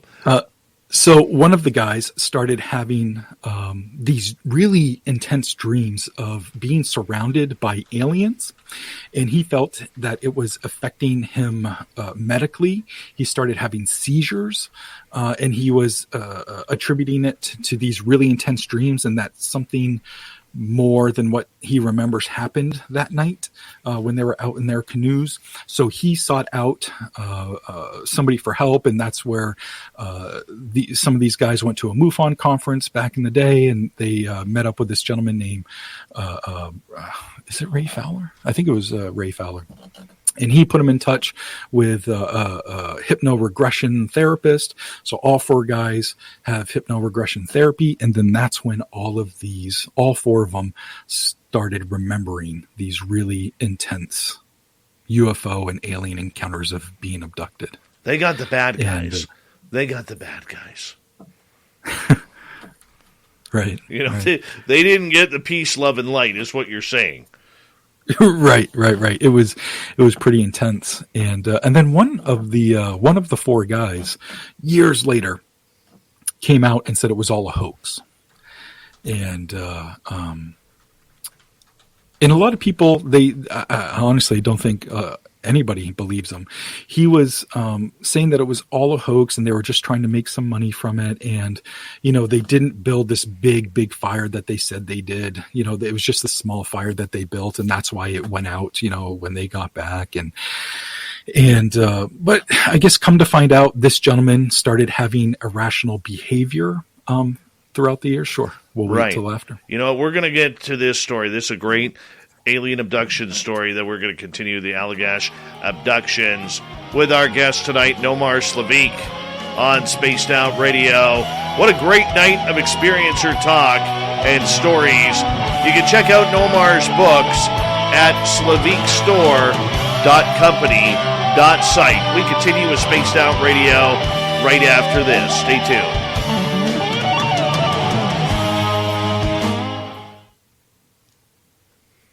You know what, though? The problem that I have with that guy coming out and saying it was all a hoax is every skeptic who never wanted to believe that story now says, see, I told you it was a hoax. And in the meantime, the guy is probably doing it because he's tired of everything that's gone on. But we'll get into that. We'll get into that when we come back. Yeah, we'll get into it. Yeah. And Kim asked a question, and it was just one guy, Kim. Yeah. All the other 3 stand their ground.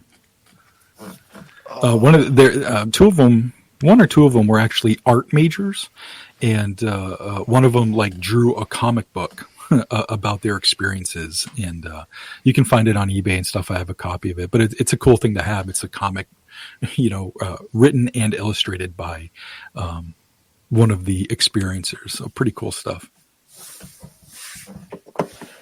Right on. You having fun so far? Yeah, this is fun. Laura is saying something here. Something strange in the sky. Oh, yeah.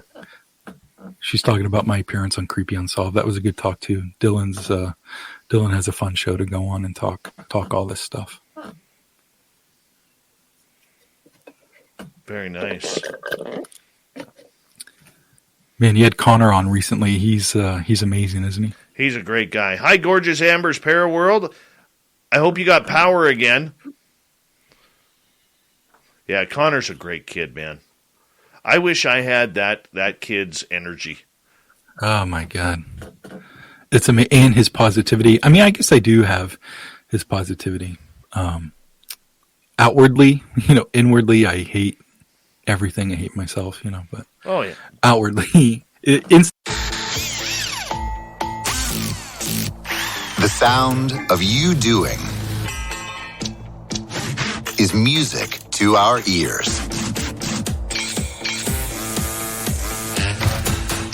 Order on the Home Depot app and get convenient delivery,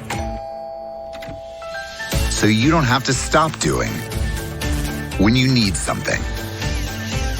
The Home Depot app. How doers get more done.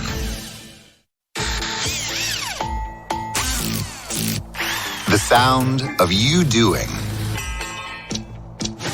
is music to our ears. Order on the Home Depot app and get convenient delivery, so you don't have to stop doing when you need something. The Home Depot app. How doers get more done. Inside and out, this kid is amazing. Oh, yeah. Yeah, Jeremy, it's cold in Maine, dude. Yeah, Connor's a kid that really lives every minute to its fullest and appreciates every minute. Is that a Burbs shirt or Burbs movie shirt? Yeah. Very nice. Thanks, Donnie Cho.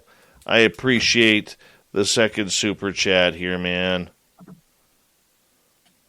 Thank you so much, Donnie. By the way, roll call. I'm seeing a lot of new faces in here. Roll call. Where is everybody from? I always like to know where our people are from. Let me know if you don't mind, please.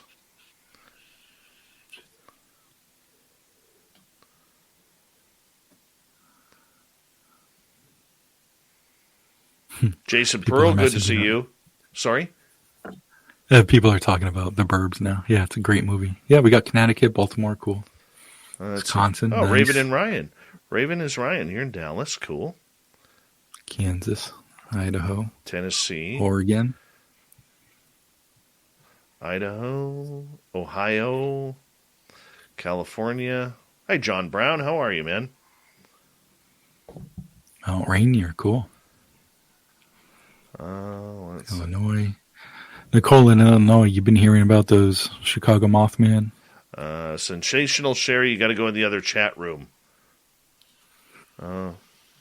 Alabama, Alaska. Who's in Alaska? Oh, Shadows, you're in Valdez, Alaska. Very cool. Very cool, man. West Virginia, nice. When you drive down through British Columbia to get to the Washington border, you have to drive right by SOR headquarters, just so you know. Jeff A., good to see you. JCL, Ohio. The gorgeous Anastasia has returned.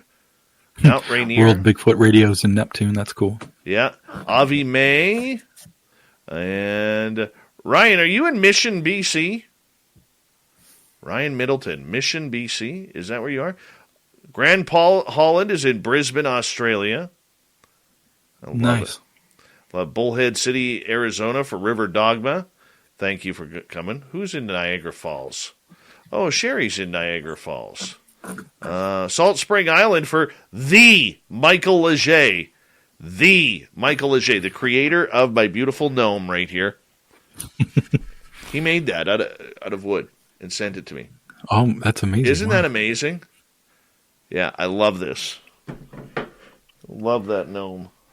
That's why it sits right there. And Acreon from Brazil. Very cool, Acreon. I had no idea. Colorado for Scary Gary. Oh, yeah, that is Scary Gary is Thin Lizzie's hubby. Ryan, I didn't know you were in Mission. I lived in Mission for 15 years, man, before I moved up here. Very cool. All right, here we go, everyone. Like 5 seconds.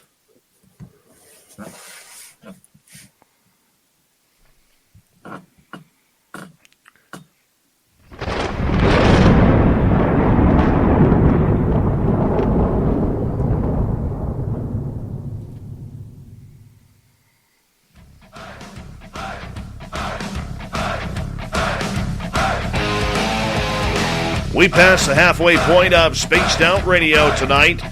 My name is Dave Scott. Thank you so much for taking the time to join us. I want to remind you that if you missed portions of this show or others, check out our free archives at youtube.com/Spaced Out Radio. Do old Davey the favor, hit that subscribe button. Our website is spacedoutradio.com. We have a plethora of features for you, including Rockin' Out to Bumblefoot, reading up on Shirky Poo's Newswire, checking out our swag as well. Follow us on Twitter at Spaced Out Radio, Instagram at Spaced Out Radio Show, and now on TikTok at Spaced Out Radio. For the final time tonight, we have Nomar Slevik coming on in. We're talking experiencers all night long, and we have been talking about the Allagash abductions.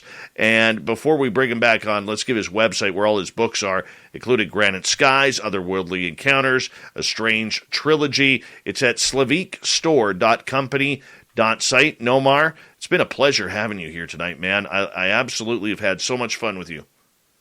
Yeah, it's been fun. Been fun telling stories.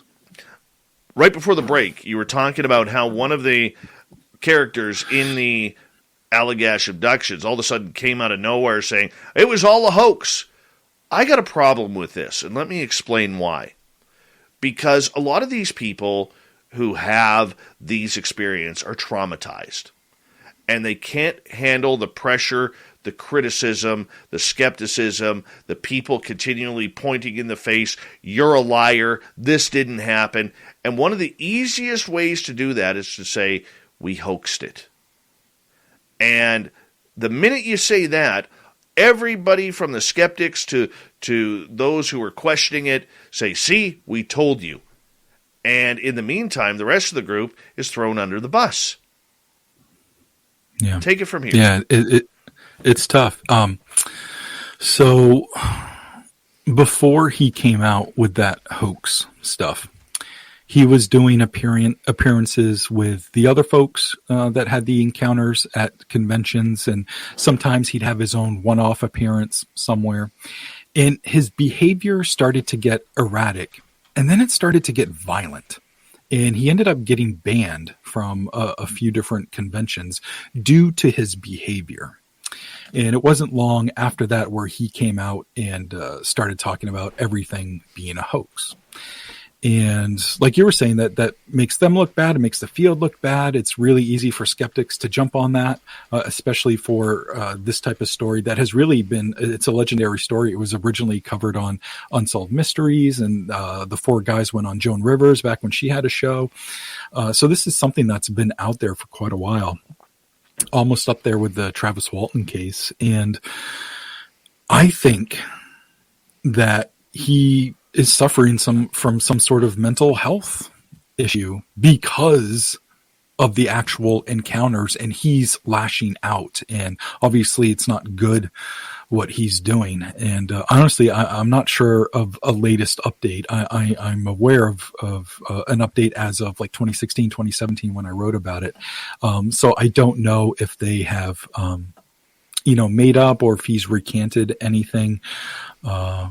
but I think there's some mental health concerns there where he, especially with the violent behavior and being banned and then coming out and saying that stuff. So it's too bad what's happening there.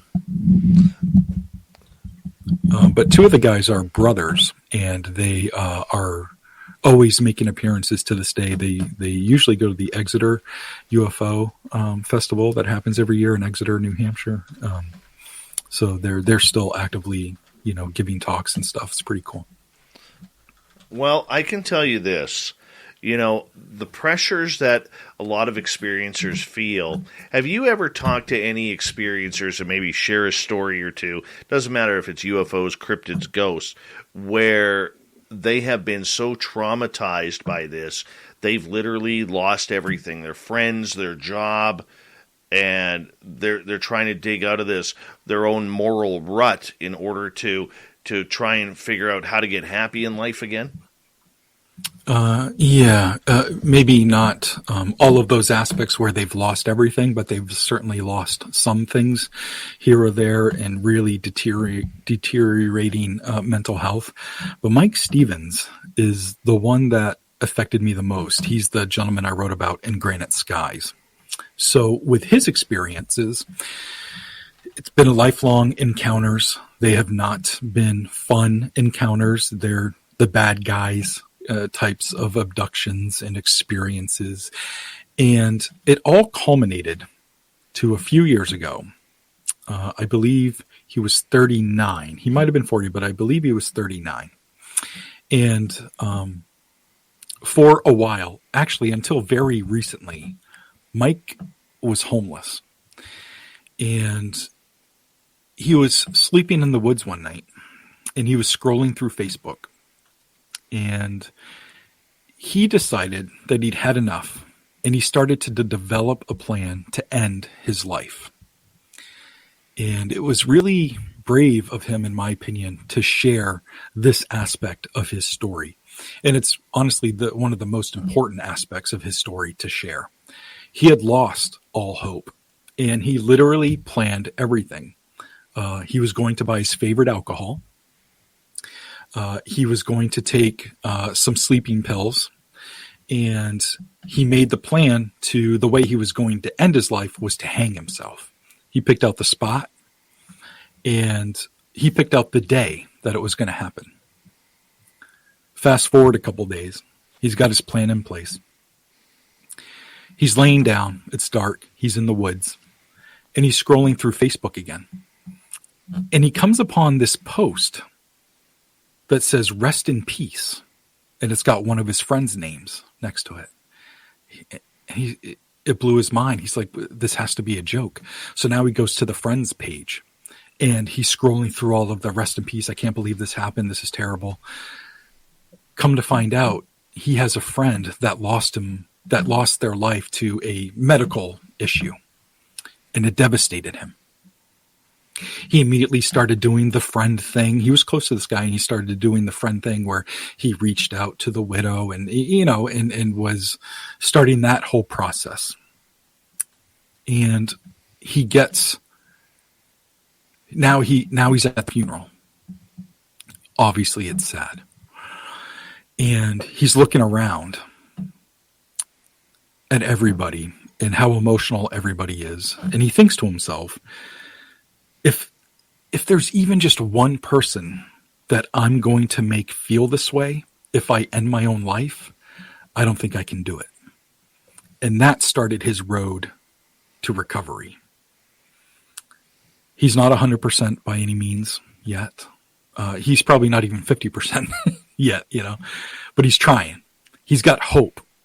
Before hopeless, now hope. And it was this tragedy that took him away from the edge of suicide. And he shared that with the widow. And the widow allowed me to share that part of the Very story nice. in the book. Yeah, which is amazing. So just to see him get to the brink and was able to pull himself back. And boy, it gets tough to talk about. And again, he's not he's like at like 50, or he's like the rest of us, you know what I mean? Like he still has some really dark thoughts sometimes, and he suffers from depression and anxiety, and he and I actually check in with each other, and we kind of have this pact where if it gets that bad, like if I'm on the edge myself, I trust myself now. Because even though I struggle with this stuff, I feel like I've done a lot of work to get myself to a place where, not that I'm happy, I'm certainly not happy, but I trust myself now that I'll call somebody if I'm on that edge. Even if it's not Mike, we have this pact now that we will reach out if we're on that edge. And I think that's awesome. That is good. That is very, very good. And, you need that pact, you need that trust, you need that ability to do that, especially the strength. With experiencers like Mike and others that you have spoken to over the years, is there a commonality that you have figured out, whether it's the anxiety, depression, whether it's, instability, trust, more on an emotional level? Have you figured anything out? Well, I haven't, 100% figured anything out, but what I hear a lot is there's trust issues, and there's, it's like this growing concern in the field of, not growing because it's been around forever, but it's being talked about more, is being misunderstood, the fear of being misunderstood or to have your words taken the wrong way. That is a really high stress point for a lot of people, and really contributes to the trauma of what you're dealing with. And so the fear of being misunderstood is causing people to not speak. And then all of the stuff, by holding all that stuff in, that's doing all this other damage, and then becomes a snowball of, PTSD and all this other trauma. So again, not that I've figured out a way to fix anybody or anything. The best thing I can do is hear them out, hopefully point them in the right direction, and share that they're not alone, to them and to other people. Very much. I don't know if that really answers your question, but it did a little bit. But I'll expand the question. People who are experiencers seem to have a common tie together. Okay, and it always seems to lead down this little bit of a darker road, because the loss of friends, the loss of jobs, the loss of trust issues, being victimized and not having anybody believe who your victim is. So that's kind of the road that I was going on with that, if you had noticed any patterns. The patterns is what you really just explained. It's the falling off of these things that were, flourishing in their life and has since gone away, and that's really, again, that kind of goes back to their catalyst for PTSD, anxiety, depression isn't the normal catalysts that other people have, which is maybe some sort of sexual assault, or maybe poor upbringing, or, whatever's happening.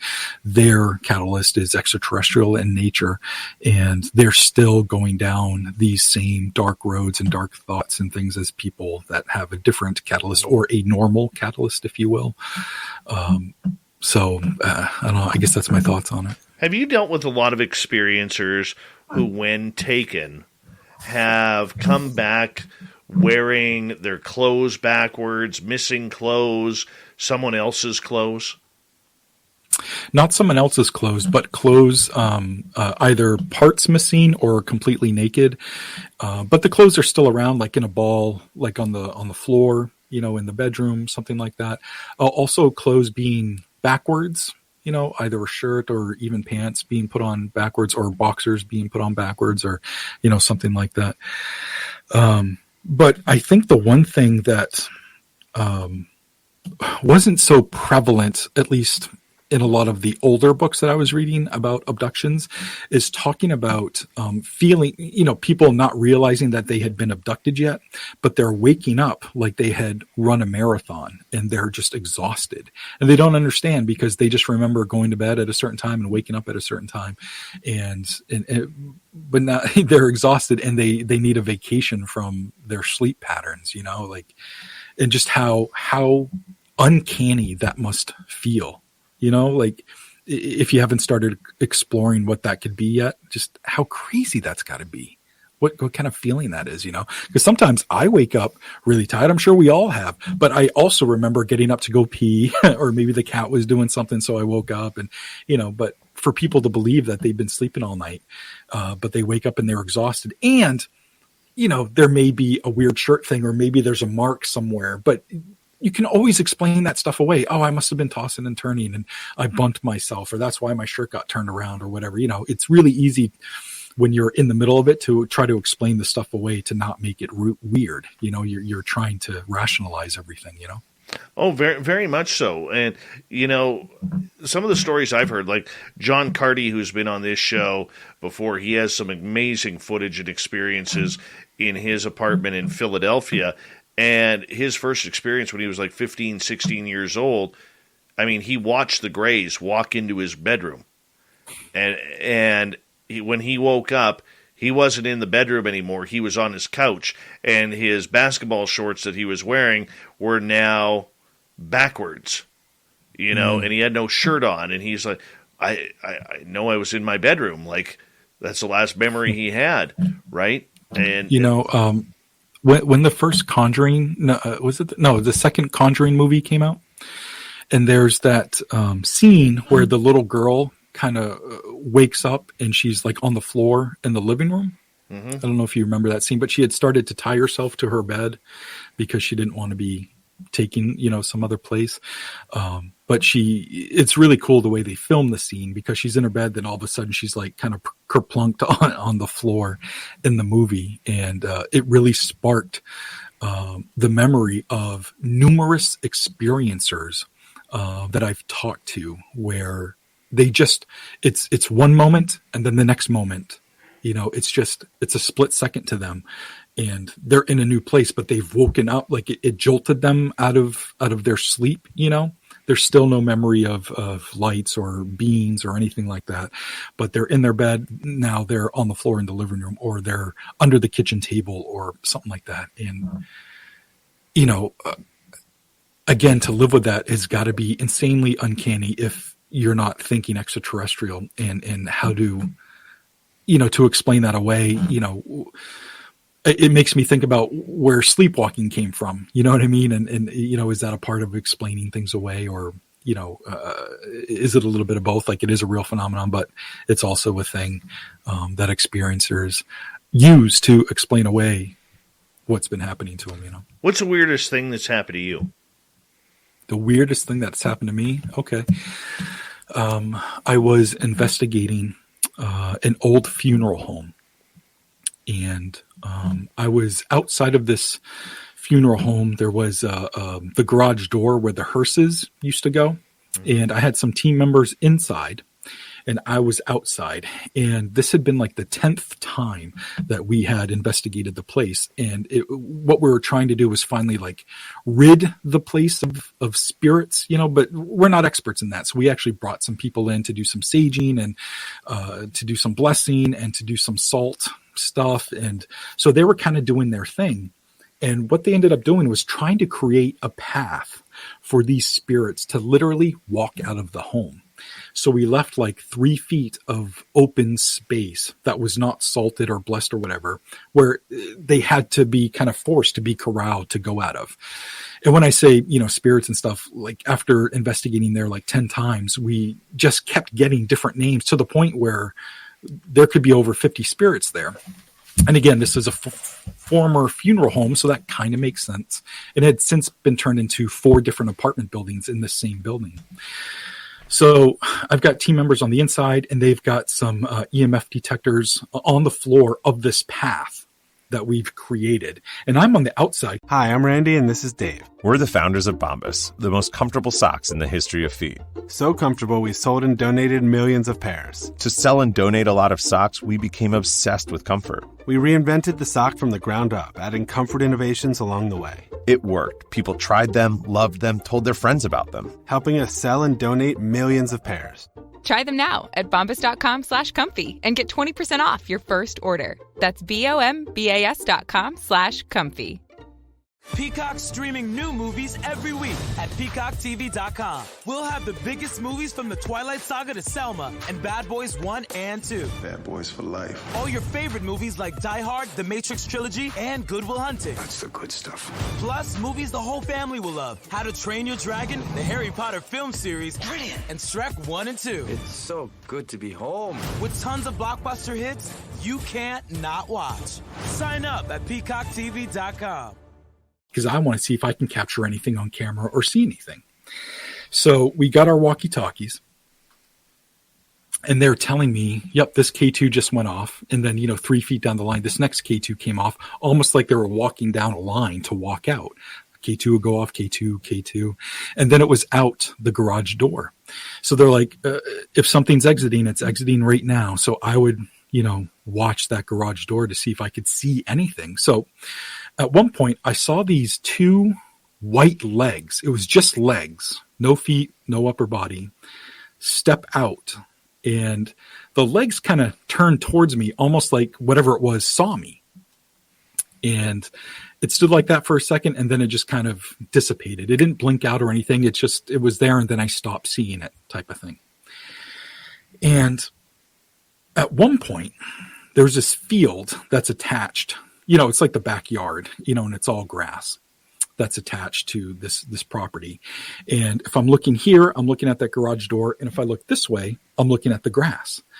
So they're telling me all these things are, the K2s are going off and stuff. And then I look in the middle of the yard, and there's this black triangle in the middle of the yard. It almost like it was a pine tree, like a juvenile pine tree in the middle of the yard. And it's kind of swaying like that.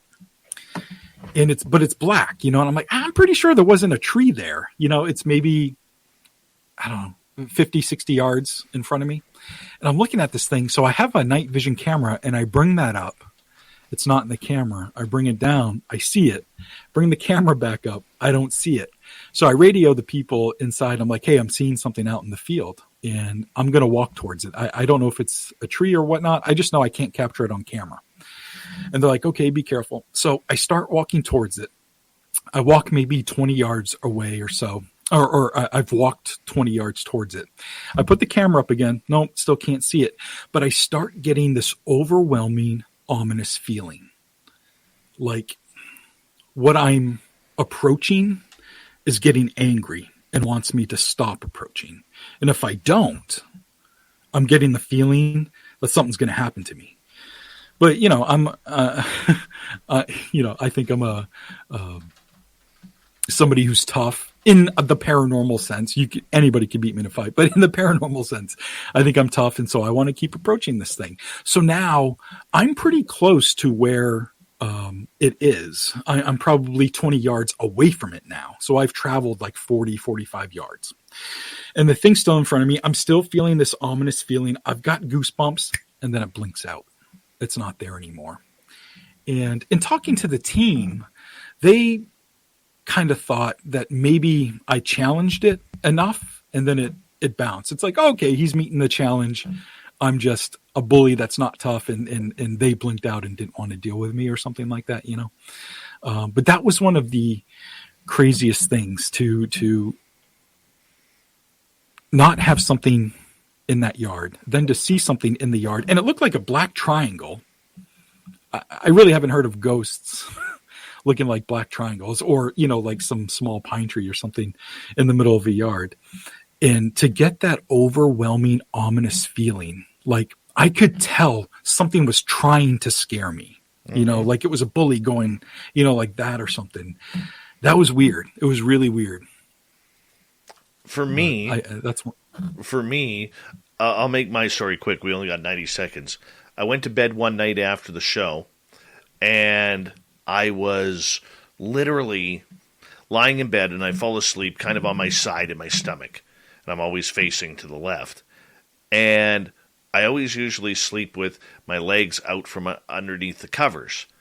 And this was summertime, and all of a sudden I feel my right leg get picked up. And I was real tired, and I remember turning my head. I didn't even see what it was. I turned my head, and I yelled at this thing. I'm like, come on.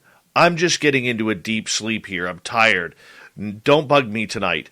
And all of a sudden my leg was put right back down and everything disappeared, man.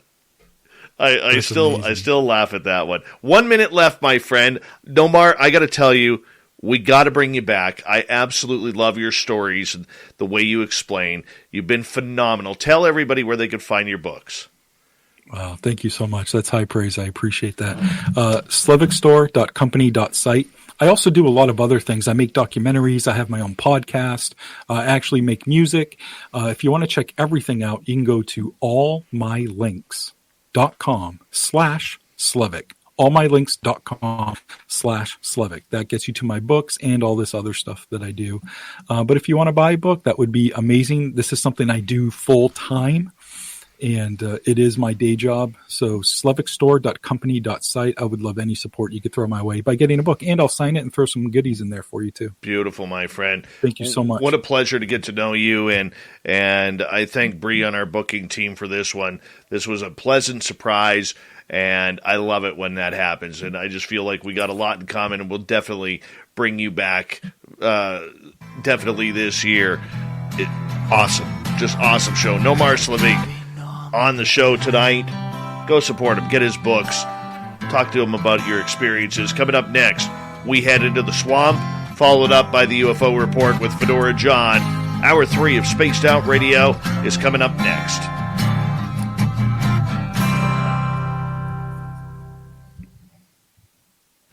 Great show, bud.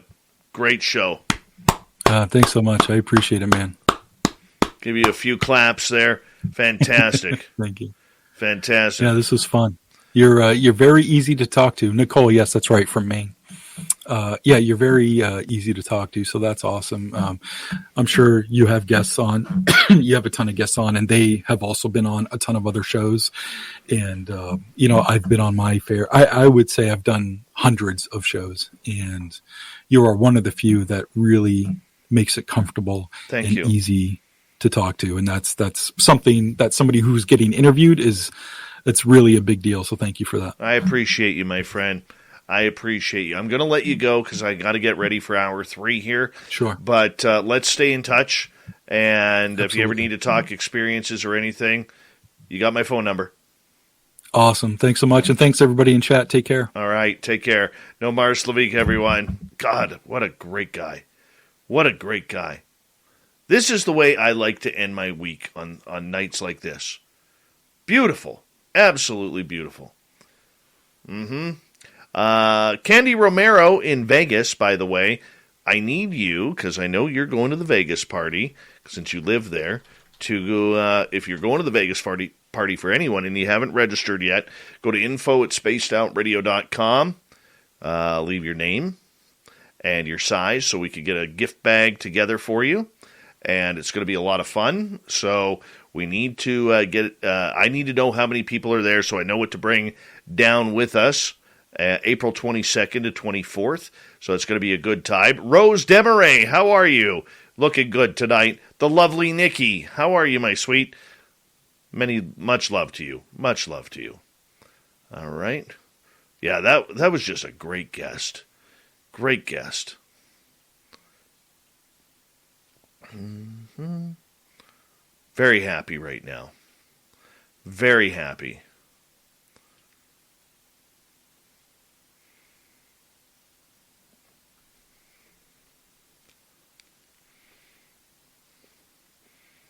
Dave's a happy guy. Happy, happy, happy guy.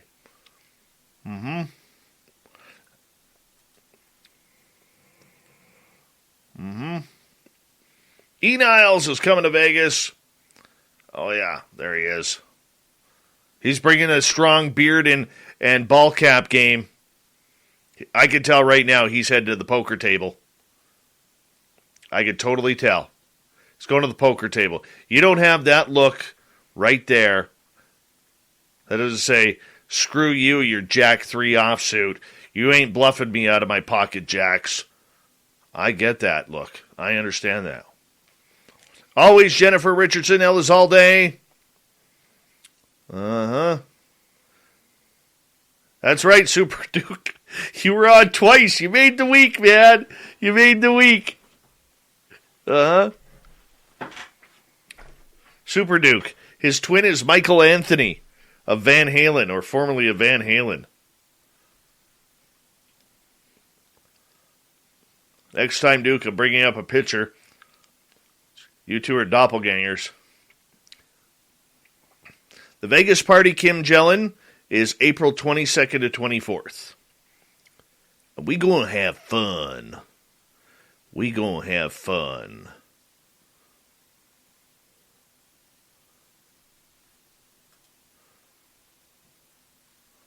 Yeah, we are.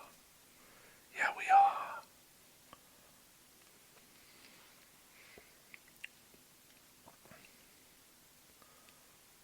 Oh, River Dogma, you're coming.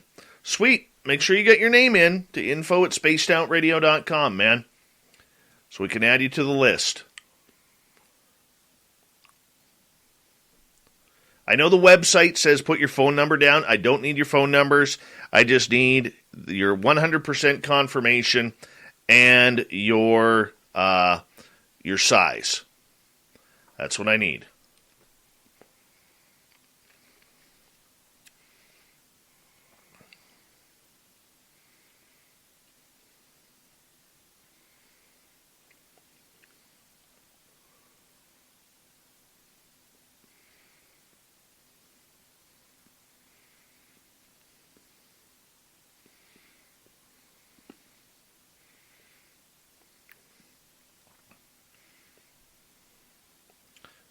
We've got 90 seconds here, people. I better get Shirky Poo's news ready. Where did I put Shirky Poo here?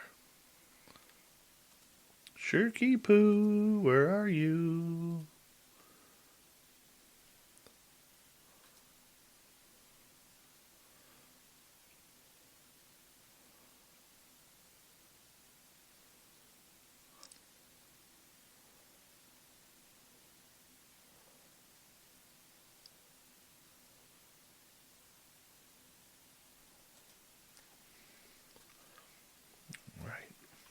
One.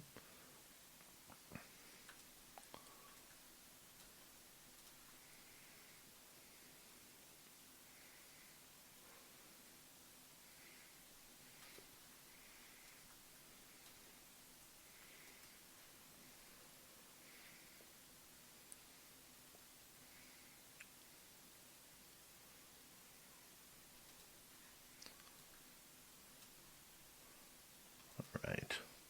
Thank you so much to Dry Toast, Donnie ×2, Jeremy, Thomas, and Rex for the amazing super chats. It's a wonderful way to support what we do on this show. And here we go, everyone. We're going to get going right now in like 5 seconds.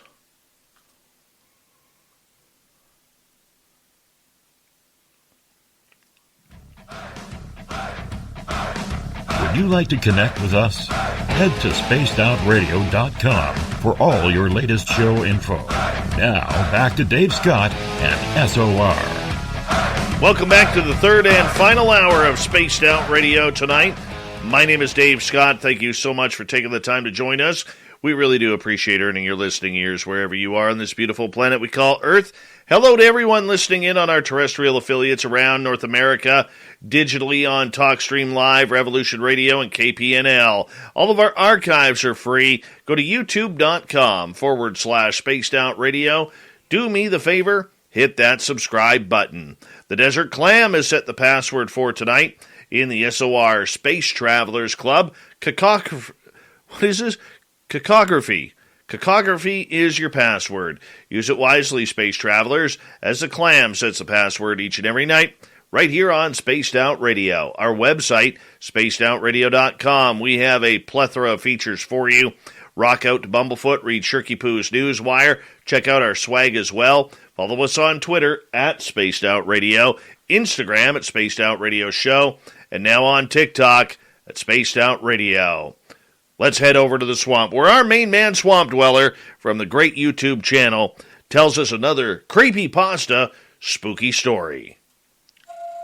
Hi, Spaced Out Radio listeners. This is Swamp Dweller. It's time for your nightly dose of spookiness on the show. If you have an interesting encounter or a spooky story that you would like to share, be sure to submit them in at swampdweller.net. You can also find our YouTube channel at youtube.com/swampdwellerreads. Now, let's chill out, relax, and together, let's enter the swamp.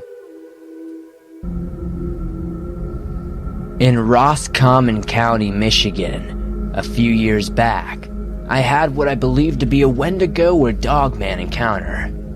I was biking down an old, quiet, 2-track near my home, scoping out 100 acres of land that had been lowered immensely in price.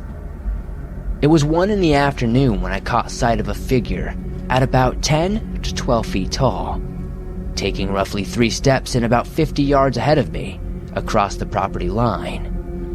I quickly stopped my bike, gazing ahead for a better look. The figure had backwards hind legs. Its neck was strange and its eyes were a distinct yellow. The neck was so long it looked as though the thing could swallow an entire human in it. When it walked, there was no up and down movement but more like a gliding. This figure seemed spiritual, not physical, and it soon dissipated. I went to check for tracks, but I found none. The land eventually sold, and when it did, I was asked to check out an RV someone was selling. The land the RV was on was the same land I witnessed the creature 6 months prior. Seeing this made all the memories of the creature flood back. I wanted to ask the elderly owners if they'd noticed anything strange while out here, but I also was there on business, so I had to be careful in my wording. Knocking on the couple's door, they opened up. I told them I knew the land well and was curious if they'd seen any wolves or wildlife in the area. The couple smiled and went on to a heavy rebuke of wolves. I then changed the subject and went inside the RV to find the walls covered in wallpapers of wolves and pictures of wolves everywhere. There were also many references to Indians and dream catchers. I never bid buy the RV, but I believe what I saw 6 months prior was a Wendigo or a Dogman in spiritual form.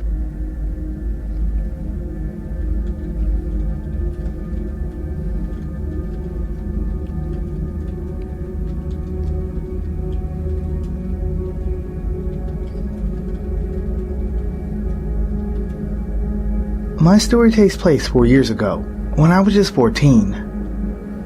I wanted to go hunting out on our property, which is about 370 acres in total. It took some convincing, but my old man finally agreed I could go hunting on my own. When it was time to go, I was stoked. I grabbed my molly bag and crossbow before jumping onto my dirt bike and setting off on my hunt. It was about 8 in the morning when I got to my grandpa's property and saw all the no trespassing signs. I ignored these and sprayed doe piss to mask my scent before rushing off to my favorite tree stand. I'm on my way up the tripod when I suddenly hear a loud thump. A tree fell, but thinking it was coincidental, I continue my climb. Another tree soon falls and I stop, actually worried and looking into the distance. Suddenly, there was a high-pitched scream far off. I couldn't describe it too well as I'm deaf and I have an implant in my ear that helps me hear. It was when I was almost at the top, I see this monster buck running for its life. I quickly slide down and grab my crossbow when I suddenly see this huge dog-like figure staring me in the eyes. It's now standing on its back legs. I was too afraid to move when my great-grandfather shows up on an ATV and yells at me to get on. I hop on, and he and I leave. Later on, my hunting pal, I'll keep his name private, mentioned to me a story about a black dog-like figure that would prowl the woods. I believe it was the Dogman. If you ever encounter one, just run. All right, we say thank you to Mr. Swamp Dweller for another amazing couple of stories here on the Swamp. A beautiful section. We go into the spookiness of creepypasta. Swamp Dweller, make sure you hit subscribe on his channel. But right now, it is time once again for the Unbiased UFO Report.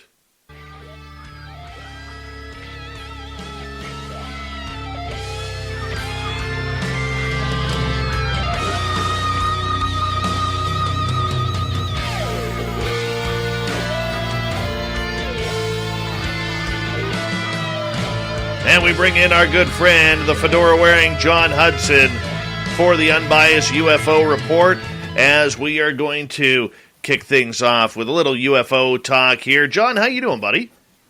I'm doing good, man. I'm doing good. How about yourself? I'm having a great night. We had a great guest with Nomar Slevik, and wow, this guy, his stories that he told and the emotions, it was a great night of radio for us. Great night of radio. Totally agreed. No, totally agreed. No, and he was a cool guy, but it was fun listening to him, and it was a nice kind of fresh take on things. I really enjoyed it. Me too, my friend. Me too. And for you, your evening? Oh, doing good. I spent much of it enjoying the show, and the rest of it hanging out with my beautiful, awesome, brilliant little daughter. So that's a good night. That's a good night. Anytime we could do that. All right, let's get right to it, my friend. Because 2022 could be turning into the turning point of UFOs. What do you think's going on here? Well, the thing is that, this article, and I was just pulling it up because I wanted to check something on it again. And the thing that's interesting about this is that,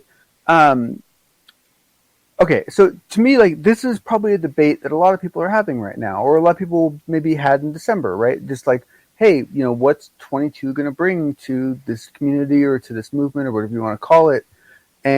But what really surprised me was the fact that a writer from space.com was writing it, and this was not a quick little piece. This is actually a pretty well thought out a story that, doesn't once again, because this is essentially written for normal folks, right? For any of us who are in this field, who are, doing research, Saving at the Home Depot means you can do more for less. Like upgrading your kitchen with a top-rated Samsung kitchen suite, a smart range with air fry, a smart cooling system refrigerator, and a dishwasher with advanced quiet cycles. And with free delivery, the savings come to you. Shop in-store, online, or in the Home Depot app. The Home Depot, how doers get more done. U.S. only while supplies last. Valid 1/6 through 1/26/2022. Free delivery on orders of $396 or more. Hi, I'm Flo from Progressive. Being a baseball fanatic like me can be stressful. It's not all sports points and touchdowns. So Progressive is going to help you take your mind off your team for a moment. Instead of thinking about how they missed that goal point score, think about the Name Your Price tool from Progressive, letting you choose coverage options based on your budget, unlike your team that missed the end zone net area. Well, anyway, hope this distraction about Progressive's Name Your Price tool was helpful. It sure kept me from thinking about all those penalty balls. Yay, sports! Progressive Casualty Insurance Company and affiliates. Price and coverage match limited by state law. A lot of this information that you're going to get, is essentially old news to you, right? But it essentially goes through and it talks about some of the evidence. It specifically has a line that it calls out in the beginning, saying that interest in UFOs continue to grow, both among scientists and government officials. So right off the very beginning of the article, they're trying to establish credibility that what they're talking about here are well thought out, even-minded, well-educated people that have professional backgrounds that are coming to these conclusions. So they're really trying to set a tone that says that, hey, this is official, or this is, authoritative in some ways, right? And so, it talks about essentially, the UFO versus the UAP phenomenon. It even talks about, Alpha Centauri. It talks about the UAP movement. It talks about the Navy videos. It talks about a coordinated event and the National Defense Act and the Gillibrand Amendment. I mean, it does a good job of essentially touching on. I mean, he even goes into a UFO detection and a Oumuamua. It's a pretty long, well thought out article that even offers some constructive criticism, talking about the lack of coordination, which is obvious, and it ends with challenges. So it's a well thought out article. I really encourage everyone to read it. I'm kind of surprised that it came out in space.com. It's a well researched article, and even though those of us who are voice researchers may not learn anything in it, I highly recommend you read it because it's got some good information in it, and it's a good thing to share with other people. Well, you know what? I encourage people to read it too. One of the things that I found is once again, it's a very scientific type article. If you are looking for that type of information, it doesn't get into a lot of experiencers or anything. But the fact that space.com is taking this story and not with a grain of salt. There was no anecdotes, there was no puns, there was no, shots over the bow that a lot of people like to make fun of this topic. I liked that about it. It was like a normal article. Yeah. It was like an article you'd see about a real topic, right? No, very right? true. I hate to phrase it that way, but that's how that's kind of how. I think that's what you're referring to, and I completely agree. There's not a lot of new information. It's a lot of recycled information, but the fact that space.com is carrying it, I think that's the weight of the story, John. Yeah. And that's the thing is that I want more mainstream periodicals to look at all the research that folks like us do as a buffet. And go ahead and pick through that buffet and pick the items that you think are going to have the most impact to your reader base and use that information. And to me, that's the right way to do it. And so I encourage every mainstream, publication out there to basically pour through all of our research and just grab what you think will be passionately, appreciated by your readers. Absolutely. Did anything catch you off guard in that article? I would say I was a little surprised that that they brought up detection. I would say that's the only thing that kind of gave me kind of a second take. I was like, and it wasn't that there was anything significant written about detection, but I was just I was kind of like just going through the list and like, wait, detection, that's a more aggressive outbound sort of procedure, so that surprised me. Yourself? And one of our former guests, Dr. Michael Masters, professor of anthropology at Montana Tech University, says the human time traveler's model to explain UFOs has been gaining traction over the last couple of years. And he says, I think people are starting to realize that this makes a lot of sense in the context of how these ships operate, how they can achieve such incredible accelerations and decelerations if they are manipulating space-time in their own reference frame in and around these craft. And if we can take seriously the descriptions of beings seen in association with them, how they are ubiquitously described in such human terms regarding their behavior, technology, and morphological form. I mean, what Michael is saying here, and Michael's a big fan of this show, he is basically saying, look... Yeah, I'm a big fan of his, too. Yeah, I love his theory about time travel and abductions, yeah. But what he's saying here, John, and please correct me if I'm wrong, is, look, we see the spaceships. We need to know what's inside. Who's controlling that? And if there are beings controlling this, how are they doing it? Where are they from? And we got to start looking into this aspect that we could be being visited by an extraterrestrial presence. Oh, you're just all those kids that wanted to open your presents early. Can't you just wait and be surprised? No. Sorry. I know. I mean, no. You jerk. No.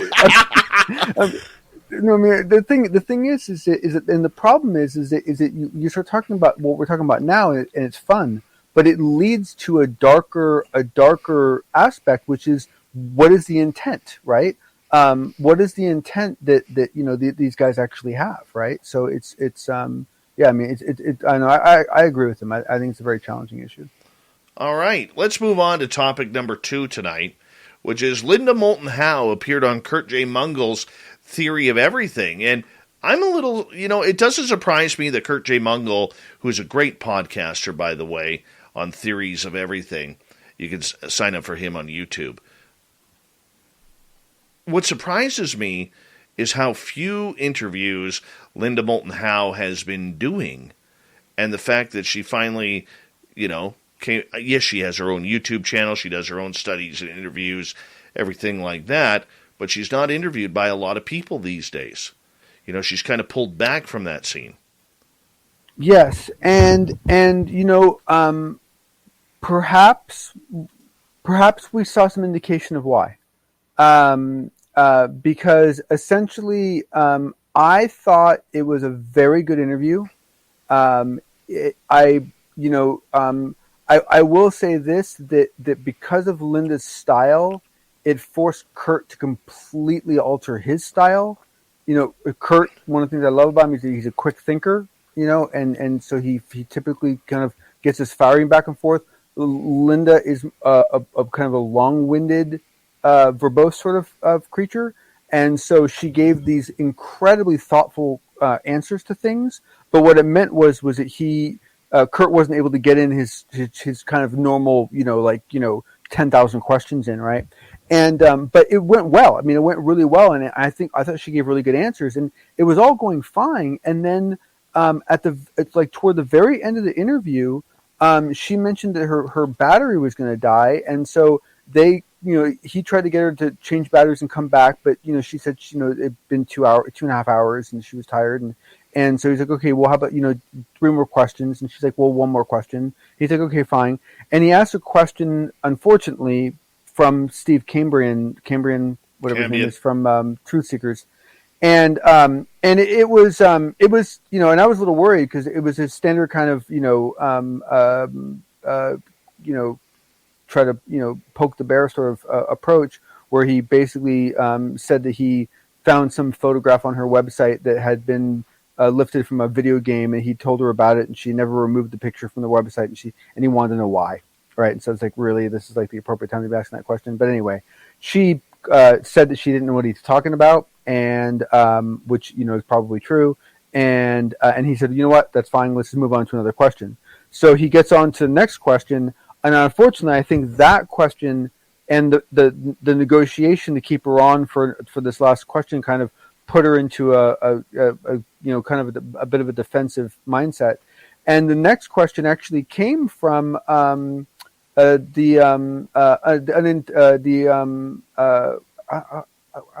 unidentified celebrity review guys, and that was it was basically, I'm misquoting it, but it was something along the lines of for retractions that you've for any retractions you've had to make in the past, can you tell us about one of them, right? And and you word that correctly. And I think that's a really fine question to ask someone. Hey, can you tell us some time in the past where like something you really believed in just didn't end up working out, and then you had to deal with it. Like, how did you deal with it, right? Like, to me, like, that's a pretty reasonable question to ask. The way Kurt asked the question, and just because of the flow, she took real offense to it, and she got angry. And there was a very uncomfortable exchange, and they were both very professional and respectful of each other. But it was clear that she felt that he was trying, that she indicated that she felt that he was trying to catch her in something, that he was trying to get her in something, to trick her into saying something. And she was very upset, and the interview ended, and a lot of people said the interview ended early, and that wasn't the case because they were on their last question, so the interview was going to end anyway, and so that didn't really matter. But it was unfortunate that it ended on such a negative tone, and it was unfortunate that Kurt was Kurt took it pretty hard. He felt pretty bad about it, and because the last thing he wants is to make a guest feel like they're being attacked. And it was unfortunate the way the whole thing played out. But up until that last 5 minutes, it was an excellent interview. Did she say anything new about Antarctica or about what's going on with Art's parts that she sold? So she gave a few little tiny data points along the lines of TTSA and the CRADA that basically back up my hypothesis that I shared with you that we got feedback on, and basically I mean, she basically phrased it a different way, but what I think will be interesting for people to listen to is she talks about the fact that there was all these attempts to be able to generate terahertz, the right level of terahertz radiation, or terahertz frequencies, and essentially there were several people that thought they could pull it off, and in the end, all the private options failed, and it was the Army lab that did have the terahertz equipment, and so that was one of the main reasons why the parts went to the Army, was for that. But Linda, because she was so worried about getting the parts back because of the Army being involved, that's why she forced it to be a sale where she sold the parts as opposed to lending it, because she assumed that since the Army was now involved, she would never get the parts back. So that's the whole reason why that makes she sense. the payment for it. Yeah. But essentially, it wasn't anything specifically new, but it was nice. It was nice to get some details fleshed out. And so me personally, I have a much clearer picture of the story. And I didn't have confirmation that the parts that the Army was looking at were some of the same arts parts that she had. Wow. Did she keep any of that arts parts for herself? Yeah, no, she did, because basically with the exception of that the small piece that went to the Army, every other piece has been specifically lent and had to be returned. So, with the exception of a few small bits that she's given away over the years, the majority of that piece she still possesses. I mean, some of it's loaned out at the moment, but I don't know if this was this. The problem is that I don't. I'll be honest here. I don't follow Linda very closely because I've had challenges with some of her sources in the recent years, and so I don't know the exact details of how it played out. Yeah. All right, we're going to continue on with the fedora wearing John Hudson when we come back on Spaced Out Radio with the Unbiased UFO Report. John's stirring it up tonight. I love it. We'll be back with Fedora John. Final half hour of Spaced Out Radio's next.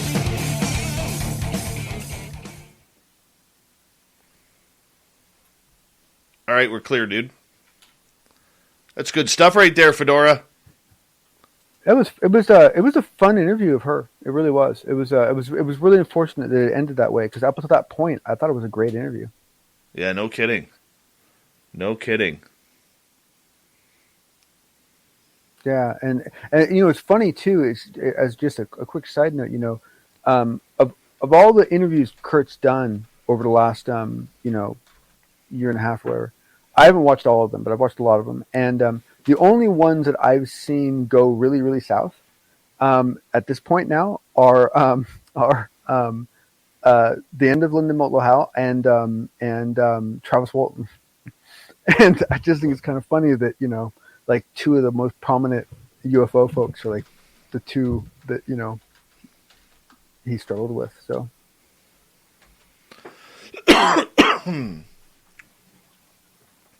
But I mean, the huge difference in that essentially almost all of the Travis Walton interview was painful to listen to. The interview with Linda Moulton Howe was actually a really nice interview. It was only the last 5 minutes or something that was uncomfortable. Hello, Jessa Figmentation. I like the play on the name there. Welcome. Let's see here. Hi, this is Jessica. Welcome. A different name. Same person. Do we get a third name? No. No, we don't.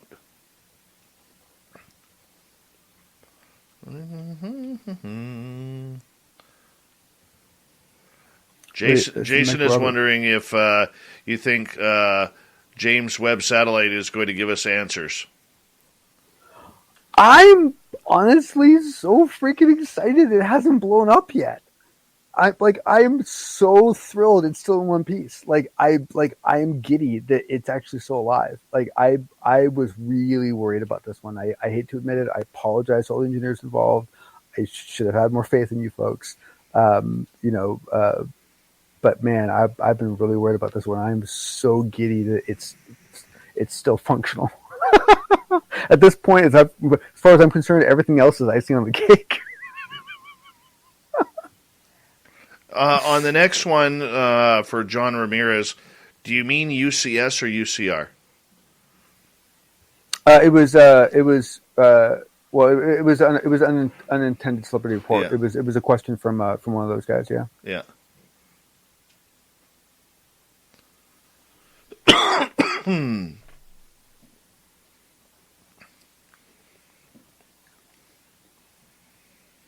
I'm hungry.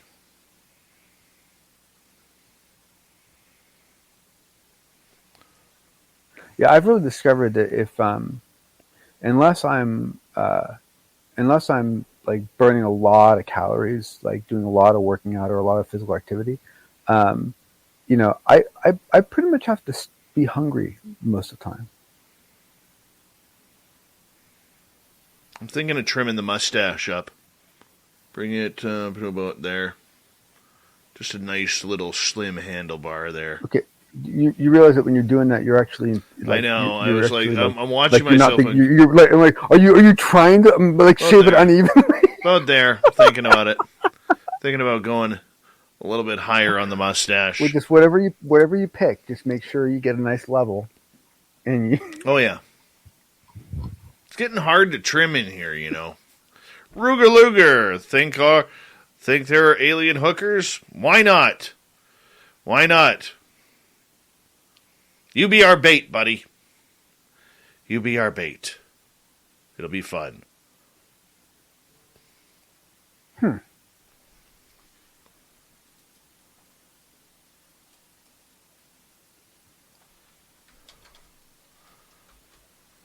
mean, one would have to think.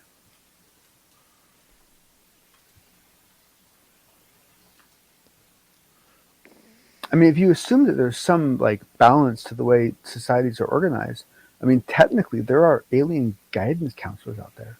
Think about how sad that role is. Alien guidance counselors.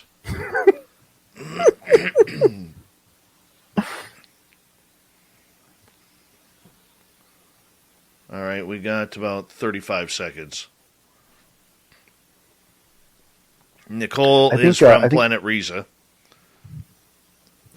I think I've decided that all the abduction thing, Dave, is actually 3 boutique farm-to-table restaurants in space that are competing with each other. Maybe. And so they're just coming down, they're grabbing food to make it fresh. Hold on, buddy. Big thank you to Dry Toast, Donnie ×2, Jeremy, Thomas, Rex, and Tits McGee for the super chats tonight. Really, really appreciate the love. Here we go with the final half hour of tonight's show, everyone.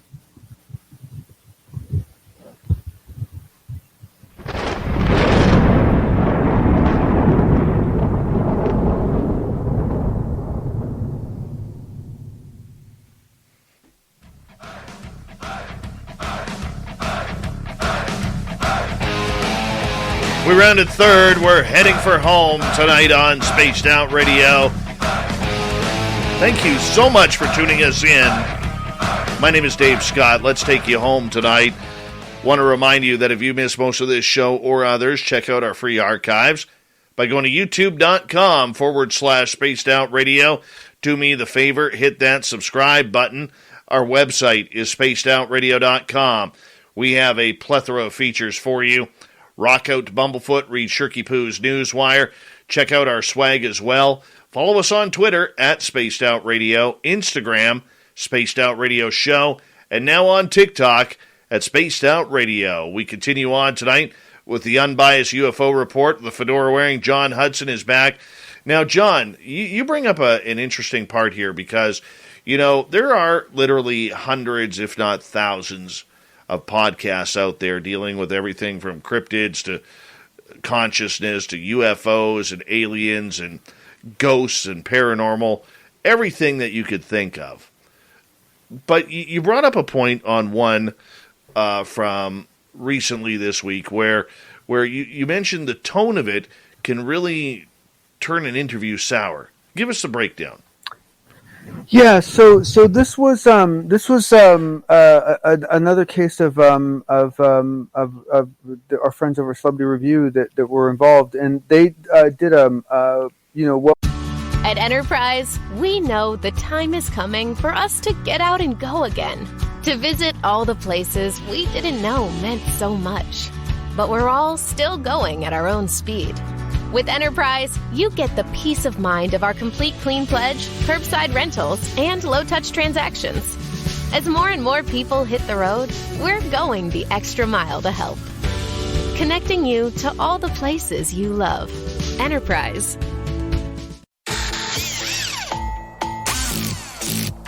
The sound of you doing is music to our ears. Order on the Home Depot app and get convenient delivery, so you don't have to stop doing when you need something. The Home Depot app, how doers get more done. It was, for the most part, a good interview of John Ramirez, and there was another gentleman involved, and I apologize, I don't remember his name off the top of my head, but and essentially, and keep in mind that Michael Mataluni. Oh man, Mataluni, thank you. Is out for now, so he wasn't there, so and so basically.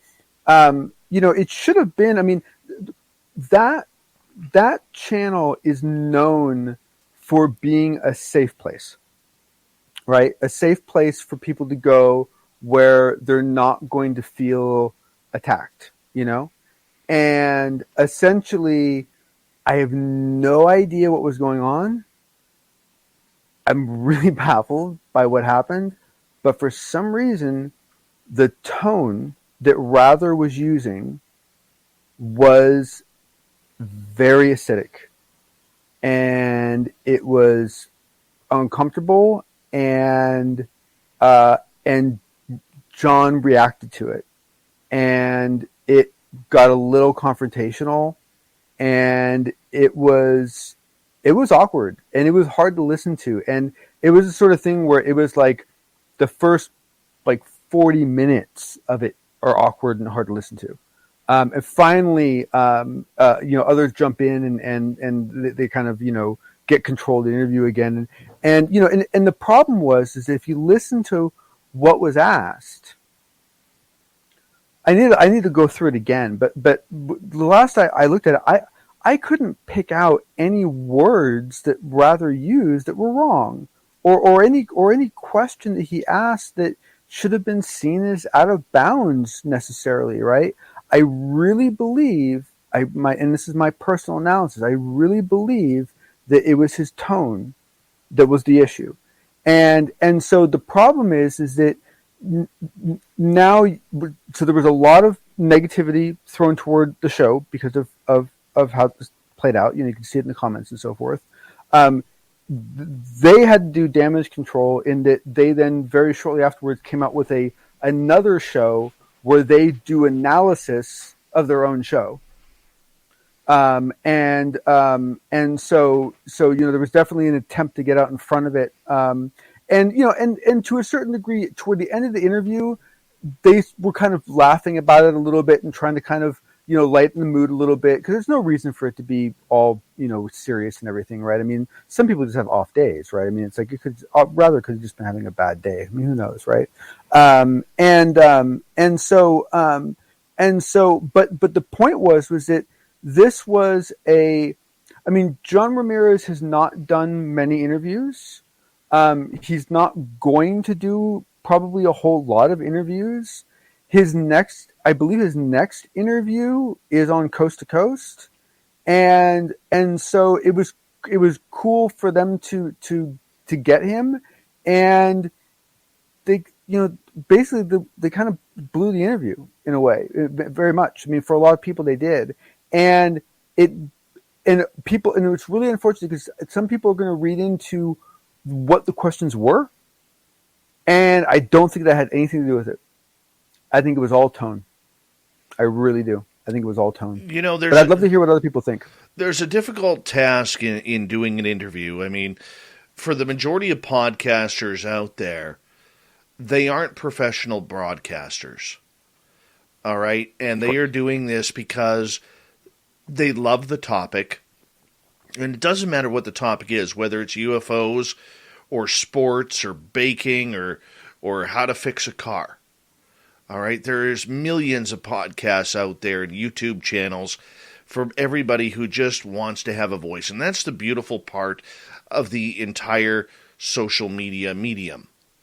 And at times, when you don't know how to interview someone, or an interview goes bad, and we've had them go bad on this show, the big thing that you always have to remember is the majority of the people here have secondary lives. The ones that pay their bills, the ones that are paying the rent, putting food on the table before you can get home and potentially live a dream of making it in broadcasting, one way or another. Some have that dream. The majority just like to do it for a hobby and be a part of something that is special to them. And I think that is perfect, but on the flip side, this is where, you've heard me go off on a number of times, and I'm not blaming Rather or Lou or Mike at UCR. Those are good people over there. Oh, they've work hard, and they put on a good show. They put on a very good show, and like you said, they've never been a type of group to ruffle their feathers. And as I go forward, I will also say that we were very blessed to be asked to take part in their last Big Phone Home 2 that they did for UAP disclosure. And, we've developed a real kinship and friendship with that show. And the point that I'm getting at when I go through this is, knowing those guys, it was probably a bad day. But the problem is, a lot of times, many people in the audience, and not to throw direction at the audience or blame at the audience, because you need a great audience in order to have a great show. But sometimes there are audience members out there who take things the wrong way, and the line of questioning the wrong way, and it affects what we're doing here. It really does. Oh, yeah. Oh, for sure. Oh, no, it really does. It really, really does. Yeah, no, I completely agree. Yeah. So, I mean, I didn't see the episode. I heard about it. I read about it on Twitter.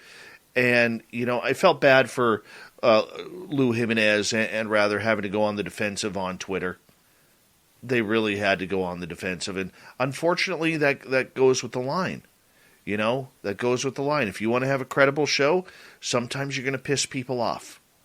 Well, and the thing is that people need to listen to it, right? Because, like, for example, for me, like when I heard about it, when I went to listen to it, I wasn't expecting much, and I got to be honest with you, I was surprised.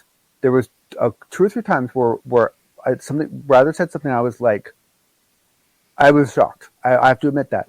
But the flip side is that I heard that the Theory of Everything interview went really bad too, and I listened to that one, and that wasn't anywhere near as bad as I thought it was going to be, right? So it's also, people need to judge these things on their own, right? But my concern is that it is still probably just like a bad day or something, right? And we all have them, and maybe we all need to get better at calling ourselves out and not doing stuff when we're in that state, But the thing is that people are going to read into the fact that it might have been the questions that were asked that Ramirez somehow doesn't want to answer, and they're going to do what you said. They're going to read too much into it, and it probably had nothing to do with it. It probably just was a bad day. Could have been. Finally tonight, Salvador Pay going to be interviewed by Kurt. Yes. For people who don't know who Salvador Pay is, give us a breakdown. Yeah. So basically, he is the one that basically wrote those papers, and basically, so the Navy patents that everyone has heard so much about, the Payas effect is what he coined. He's been interviewed kind of indirectly, and I don't think he's ever been interviewed live. I could be wrong on that. He's been a difficult person to interact with, partially because of his lack of interest, partially because he still has an active role, and essentially he's the one that basically is the author of those 3 Navy patents, the ones on a low inertial, basically all this really really cool stuff, right? And essentially, and the thing is that based on my knowledge of how a lot of this stuff works, his hypothesis is it's not out of the blue. It's derivative of a lot of previous work that was headed in this direction, and the thing is that, but a lot of people think the patents are complete BS, and a lot of people will call them out as BS, and the patent office pushed back on them. The CIO of the Navy had to jump in and say, no, look, we've tested this, we have prototypes, we've shown this, right? And so, there's a lot of people that just don't believe in these patents, which to me is a shame for him, because personally, what I've read through them, I actually think he's on to something. And so basically, and also this is a very interesting individual in that essentially he had a role within the Navy research when he did this work. Then he moved into Air Force, and then he moved out of Air Force into Space Force. So now he's with Space Force. And so essentially Kurt landed a freaking interview with him. And so I don't have anything to report other than that, but I'm really, really, really excited, aside from the fact that it's him, but the fact that Kurt is the one interviewing him means that it's going to be a very technical interview. And what Kurt said is that it's his intention. And he said, I don't know if I'll have time to do this. He goes, but it's his intention to go through those patents with a fine-tooth comb with Salvador on the, there with him. And if he can pull that off, that would be outstanding. Well, good luck to him for that, because that is not only a very difficult subject, but as talented as Kurt J. Munkle is, he does struggle with the UFO stuff a little bit, especially experience. Oh yes, yeah. But this will essentially be a physics talk, right? And so it's going to be technical, but it should be, if it happens, I'm with bells on. It's going to be good stuff. I'm looking forward to it. Anything juicy in there, in those patents? Yeah, essentially, look, let's go on the assumption. Okay, let's just go on the assumption that that everything in there is either real, or it's close enough to real that it was reasonable to assume that those things would be available in the next 5 to 10 years, right? And let's assume that what he's talking about is basically room temperature semiconductors. He's talking about the ability to basically take a ship down. It's amazing the stuff that he's pulling off. To me, it's just and once again, to me, like the whole idea of essentially having a dual hull ship with this metamaterial in it, is very akin to what we've been hearing going back all the way to you even go back to the TR3B stuff with that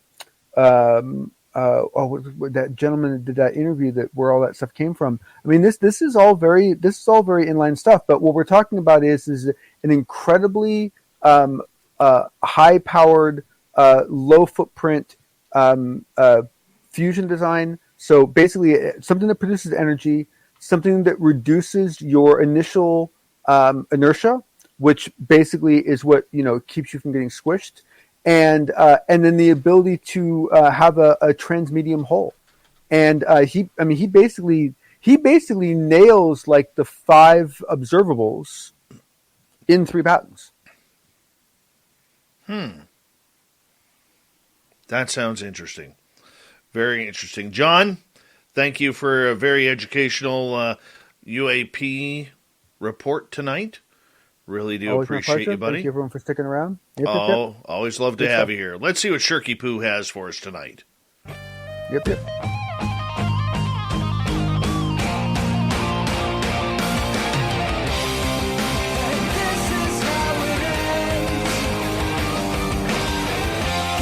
All right, Shirky Poo, what do you got for us tonight?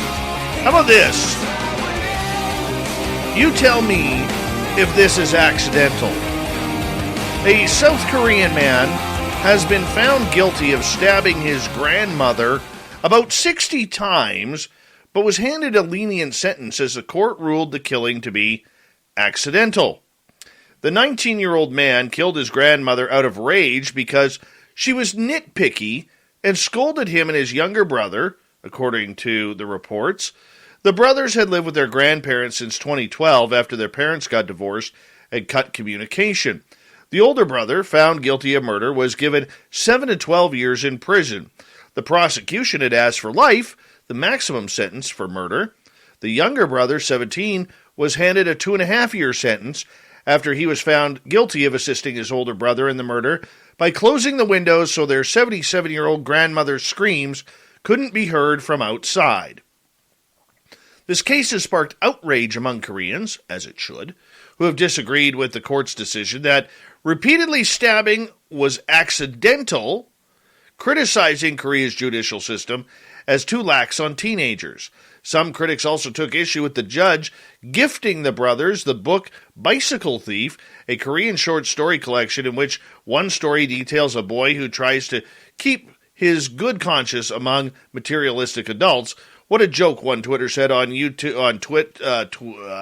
Twitter, thank you, and also went and called the judge crazy for this response. Man, holy cow. Moving on, this is a crappy situation here. Firefighters in County Durham had to come to the rescue of a toddler who decided while playing he was going to stick his head in his potty training seat and got stuck. Yep, the crew from Darlington removed the rim and freed little Edward after his head got lodged in the potty. No word if this kid is related to our listener Fap, who has a very large head. It was not your bog standard rescue, said the County Durham and Darlington Fire Rescue Service. Somehow he managed to get his training seat stuck around his head, but our crews got to work quickly and managed to release him in no time by cutting away the plastic. Yep, a real crappy situation there. Can you imagine if that was full? Ugh. Transportation officials in Minnesota say a stretch of highway has been closed after a truck lost its load of potatoes and the spuds froze in place on the road. You'd expect this to happen in Idaho. Yep, the Minnesota Department of Transportation said a truck crashed Thursday morning in the eastbound lanes of Interstate 94 in Albertville near Wright Road 19. MNDOT, so that'd be Minnesota Department of Transportation, said specialized equipment was needed to be brought to the scene because the spilled potatoes were freezing due to the cold temperatures.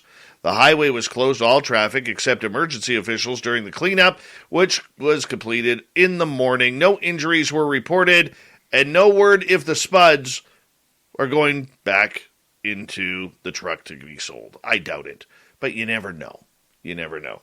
All right, let's continue on. Wildlife experts are puzzled in Pennsylvania, and they are having a genetic testing done to identify a mystery animal that might be a dog or it might be a coyote. Christina Eith of Fairfield Township said she noticed paw prints in front of her door earlier this week, followed them around her house to their source. A small dog-like animal was curled up outside her basement door.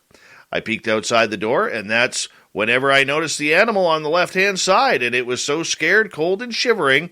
Ite said she wasn't sure if the animal was a dog or coyote, but she wanted to help the creature, so she coaxed it into her basement and contacted a rescue society. TJ's contacted Wildlife Works Mount Pleasant, which sent rescuer Morgan Barron to the scene, and they investigated the case, and they are now still dumbfounded what this kind of dog or coyote is until they get some genetic testing done to determine the species. Behavior-wise, it was very timid, very scared, not aggressive at all, which leans toward a dog, says Barron. You know, this poor dog, you could tell, absolutely abused. Had no fur, probably lots of mange. Let's just hope that this puppy can survive. Big thank you to Shirky Poo for the news, Fedora John for the unbiased UFO report. We had a great time listening to a couple of stories for our main man, Swamp Dweller, so make sure you go and hit subscribe on his YouTube channel as he continues to grow. And then for Nomar Slevik coming on in, talking about his books and dealing with experiencers who've had just amazing encounters and how they deal with it. That is the way to go, as we need to set the tone for respecting those with experiences a little bit more. We got Mr. Ron Bumblefoot Thal rocking in the background with Little Brother Is Watching. Bumblefoot is the official music of Spaced Out Radio, rocking us in and out of every single show. Get your horns up for the guitar god himself. Special thanks to everybody listening in at home, at work, in your cars, wherever you may be. Thank you to everyone in our chat rooms tonight.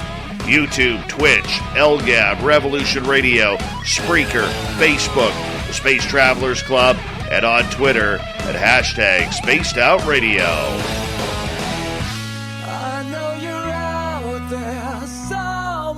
Remember, this show is copyright by Spaced Out Radio and SOR Media Ventures Limited. Thank you so much for choosing to share your evening with us, because together, my friends, we're watching. We own the night. Mr. Bumblefoot, we need a favor. We need you to take us home.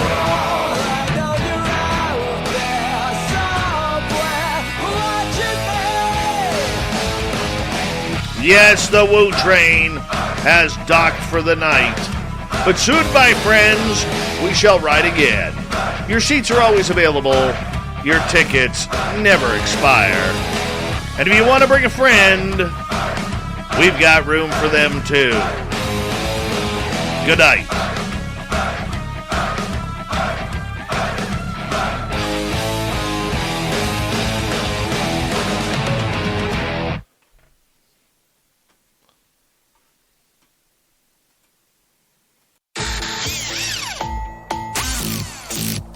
The sound of you doing is music to our ears. Order on the Home Depot app and get convenient delivery, so you don't have to stop doing when you need something. The Home Depot app. How doers get more done. Saving at the Home Depot means you can do more for less. Like upgrading your kitchen with a top-rated Samsung kitchen suite, a smart range with air fry, a smart cooling system refrigerator, and a dishwasher with advanced quiet cycles. And with free delivery, the savings come to you. Shop in-store, online, or in the Home Depot app. The Home Depot. How doers get more done. U.S. only while supplies last. Valid 1/6 through 1/26/2022. Free delivery on orders of $396 or more.